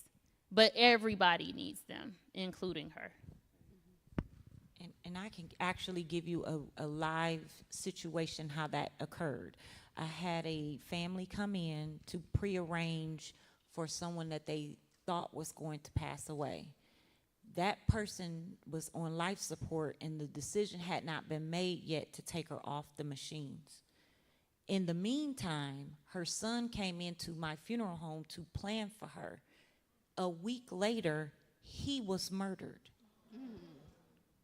He was murdered. He's young. Now, he's young. Now, in everybody else's mind, you're thinking, oh, well, his family will step in. Well, guess what? His children's mother went to probate court, and she got assigned his personal representative over everybody in his family. And now she had the yellow piece of paper, brought the yellow piece of paper to me, and now everything that had to do with him had to go through his children's mother, not his spouse. It's his children's mother. And I called probate court and spoke to them directly and asked them, how did that happen? And he said, well, she was the first one to come. Well, and she's the children's mother. And she was the children's mother. But the children were minor children. But he had other baby mothers too. So what I'm saying is, we got our children out here. They're doing things. It is important to keep these things in mind because, again, he didn't know he was going to pass in a week after he sat with me about his mother. So not only was his estate up in the air, his mother's estate was up in the air. They appointed the mother's brothers, which was this boy's uncle, over the mother, and then everybody died. Then the mother died. So it's important. She also has a child, you said?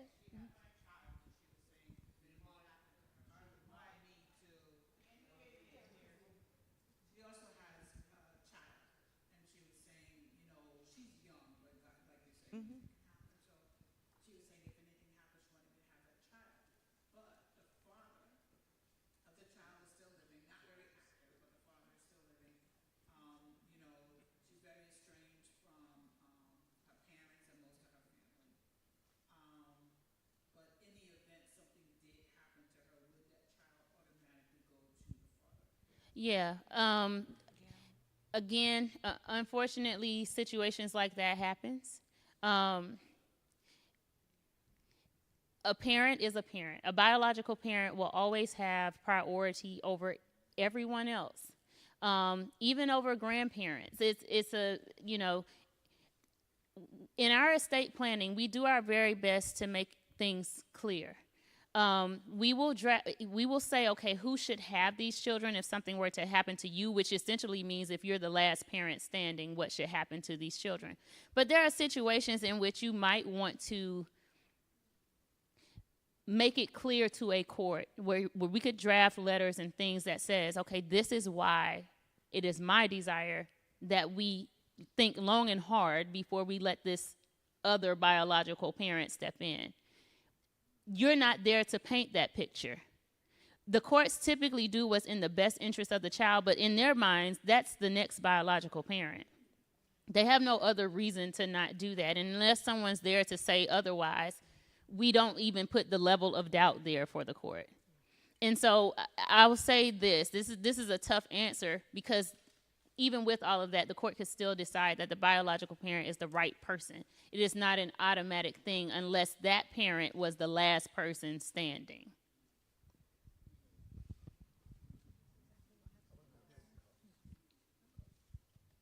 Back to the ownership of policies. Two layers, if you don't mind. First would be, we talked about a sibling being taking out a policy on the other.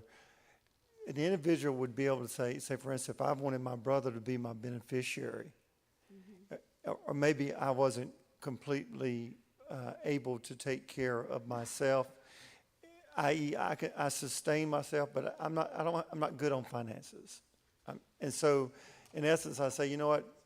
My brother comes to me and says, hey, do you have life insurance? He says, no. I say, no. He says, well, don't you think you need it? And he said, yeah. He says, but I can't afford it. He says, well, if you get it, I'll pay for it.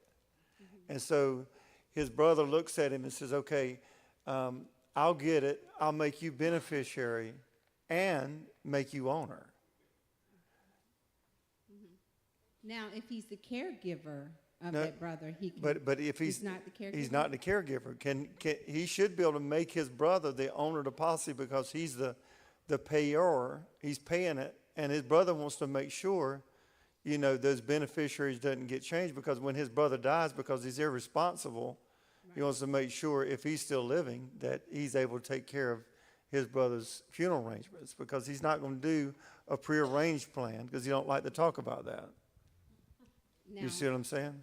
from my understanding is that most insurance companies, unless you are the caregiver of that sibling, you cannot be the owner of the policy, but you can be the beneficiary. And your brother can sign it so that you can be the beneficiary. Okay. All right, next layer. Children, individual policies. When they become adults, do they become owner of their own insurance policy? No. No. Mm-mm. Do they? I'm looking at attorneys too. Yes. Legal. No. On your children, you do have an insurable interest from the beginning. So if you take out an insurance policy on your kids at a young age, right, and they return 18, because we've talked about the aspect of once they turn 18, you need a power of attorney. That life insurance policy is still the ownership of the person who took it out at the time of them being adolescent. Yes, sir. Yes. Now you can change that. You can make them the owner of the policy. But here's the other aspect, though. Some people don't. They want to maintain that possession until they die, Right. just so they know they have that benefit, just in case something does happen to their kid. They know their kid is going to be taken care of. And I think even as an adult child, can't you take out a policy on an adult child? I know my parents have. I have policies on my children as well, and I'm the owner because I don't want them to be able to go in and change. Exactly. And it specifically says I'm the owner on one, and my daughter's owner. I mean, my wife is the owner on the other. Yes. You see what I'm saying? No, that's so that way it cannot be turned.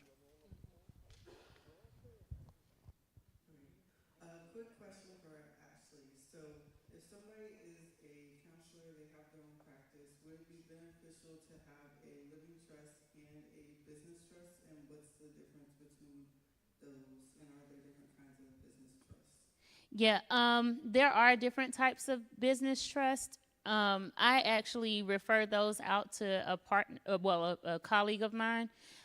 When you have a business, depending on the type of business it is, you can actually put a business into your revocable living trust for your estate plan. But it's only more so for the purposes of avoiding having to go through probate to move ownership of that particular entity. So let's say you own a real estate company and it's an LLC and you own multiple pieces of real estate and all that stuff. The LLC owns all of these assets, but you own the LLC.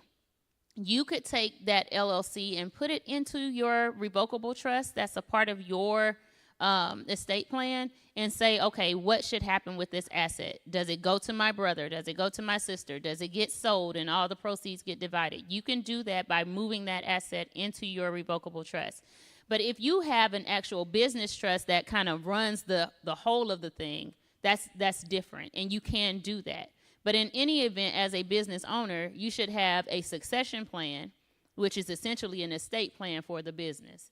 It says what should happen, who should be in control to wrap things up, what should ultimately happen with this business. You can say that in a succession plan, and that's where you would need to meet with more so like a business lawyer to get that type of thing done. I hope I answered that. Okay. Okay, so I have two questions. First question is for the pre-planned funeral. I just recently called to the state of, in North Carolina to see about getting a prearranged funeral arrangements. So I was told that I couldn't get it. I wanted to get it in the Bowden family versus for a person, and I was told that I can't get it just as okay. The arrangements are being paid for. Everything is taken care of. If I didn't have a specific person name on it, I could do multiple ones, but it has to be for each individual. Is that for each state? I believe it is for each state. You can't do an umbrella for a prearrangement. Prearrangement has to be specifically for each individual person. So you can do multiple prearrangements, but they will be in those people's names. It won't be like just the Baldwin family prearrangement. It's going to be so-and-so, so-and-so, and so-and-so's prearrangements. They have to be individualized. And my second question is to Ms. Holliday. So if you already have gotten a insurance policy in your brother's name for several years, and just when you were talking about that, it kind of sparked because I have one of those. If you're paying on it, do you need to maybe go back and get clarification through the agency? Because I've gotten it, been paying on it, believe that it was told that way that when I open up, but I open up, my brother, he's aware of it, but I own it, beneficiary of it, but he is my brother. Okay, and see that I don't know. I just know most companies that I have sat down with and tried to allow a brother or a sister to be the owner, they would tell me that they will have to be the beneficiary, but they can't be the owner if they don't have an insurable interest. Maybe you have established some type of insurable interest on your brother. I don't know, like Bishop was saying, the brother may, is irresponsible, and maybe they have proven that some kind of way, but I just know most of the time they tell me no. They can be the beneficiary, but not the owner. Okay. So you can check back with the company just to be for sure. All right. It is 2:07. Please give a hand to our panelists.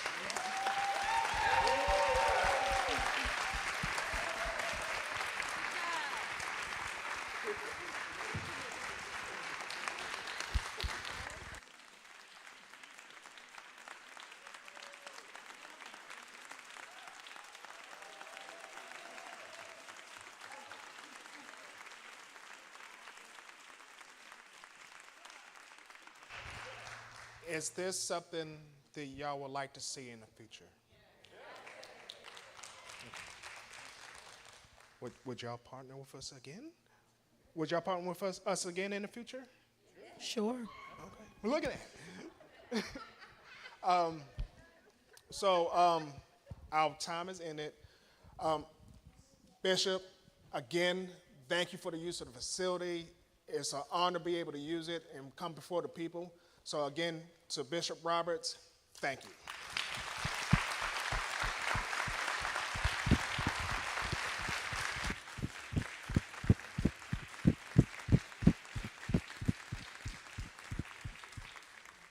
To the audiovisual team, thank you.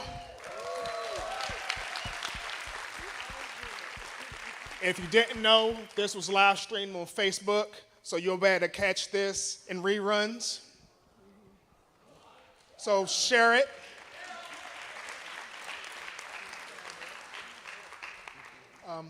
Bishop, would you like to pray us out? All right.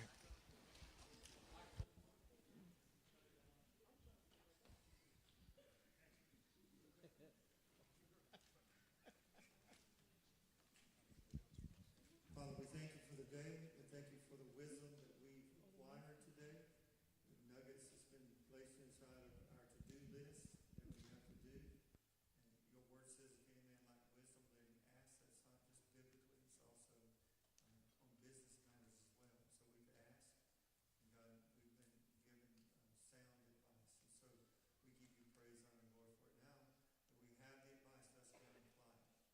Not just for the benefit of us now, but also the benefit of our families when you should so call us home. In Jesus' name, amen. One last thing. On September 30th, the church is having a men's conference. If you are a man and would like to attend, it's going to be an awesome time.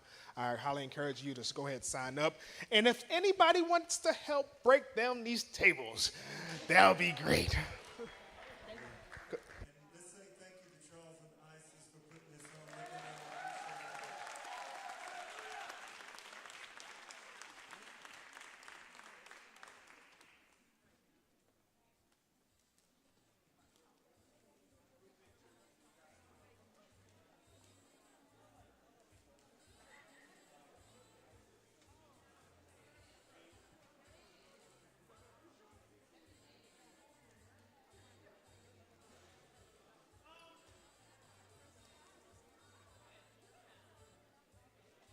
on. We still have door prizes. Okay. We're going to go ahead and give away the rest of these door prizes. I'll go get one now. You're going to have to I got to go get my glasses then. Last three, 157. Next number, 156. Wait a minute. 156, 157, 177,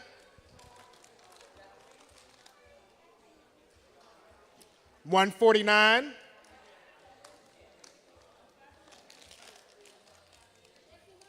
063,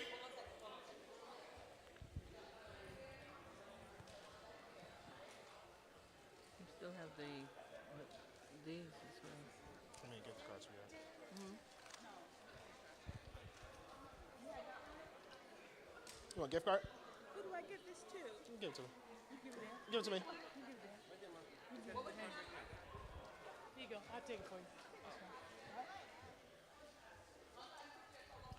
156, 157.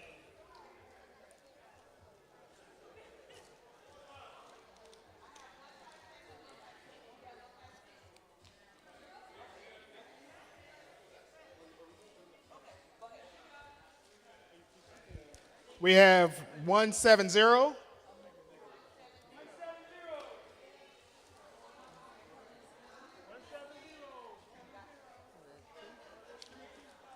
071.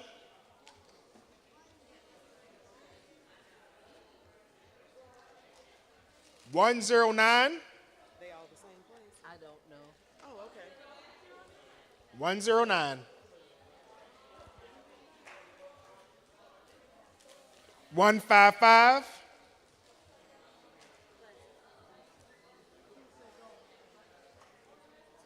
155.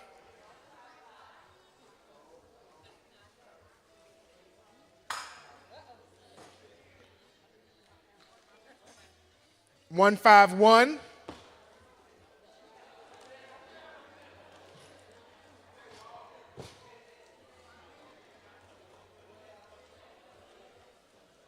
020.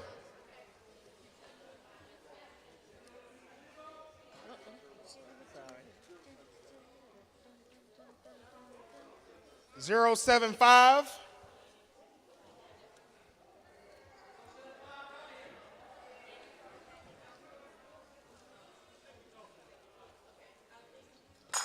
100.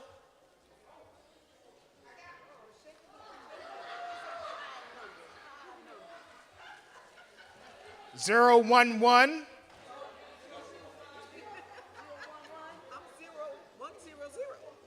10. Yep, 100. Right? Yes, ma'am. You got gifts or you got a gift card? I'll take gift card. Thank you. You're welcome. Thank you.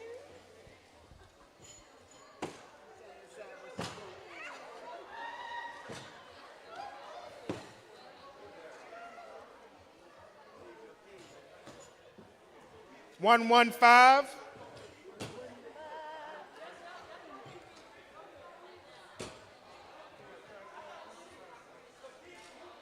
163.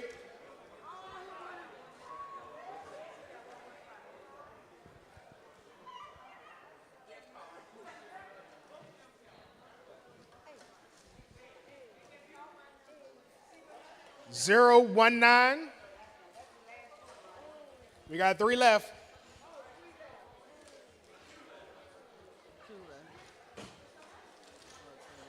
059. Got a gift card. Yes, ma'am. You got a gift card or one of those 2 gifts? One's a neck fan, and I'm not sure what the other one is.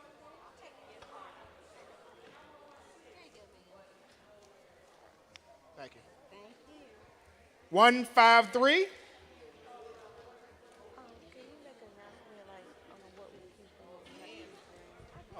If anybody wants some more food.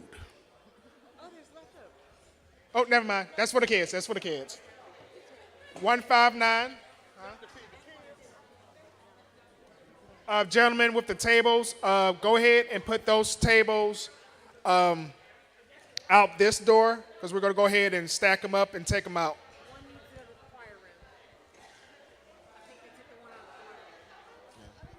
We'll get to that.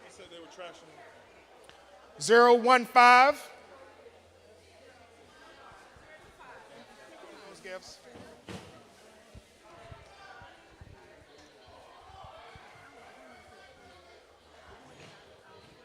What's 159 is one of those gifts.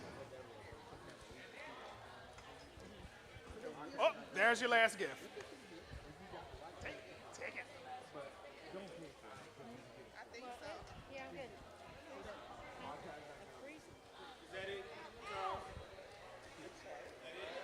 And we're out. No more gift cards. No more gifts. All right.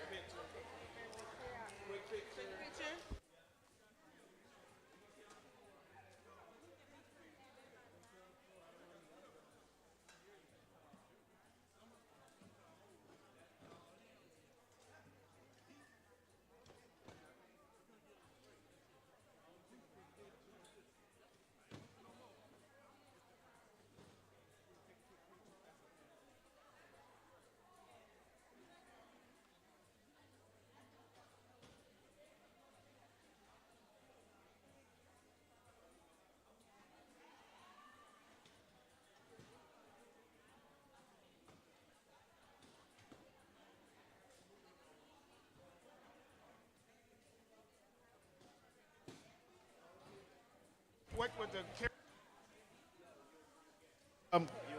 guest speakers. If y'all could come for a picture, please.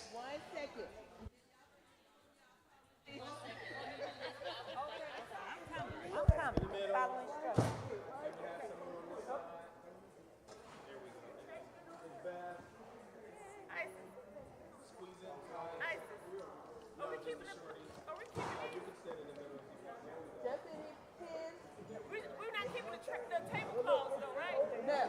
Okay.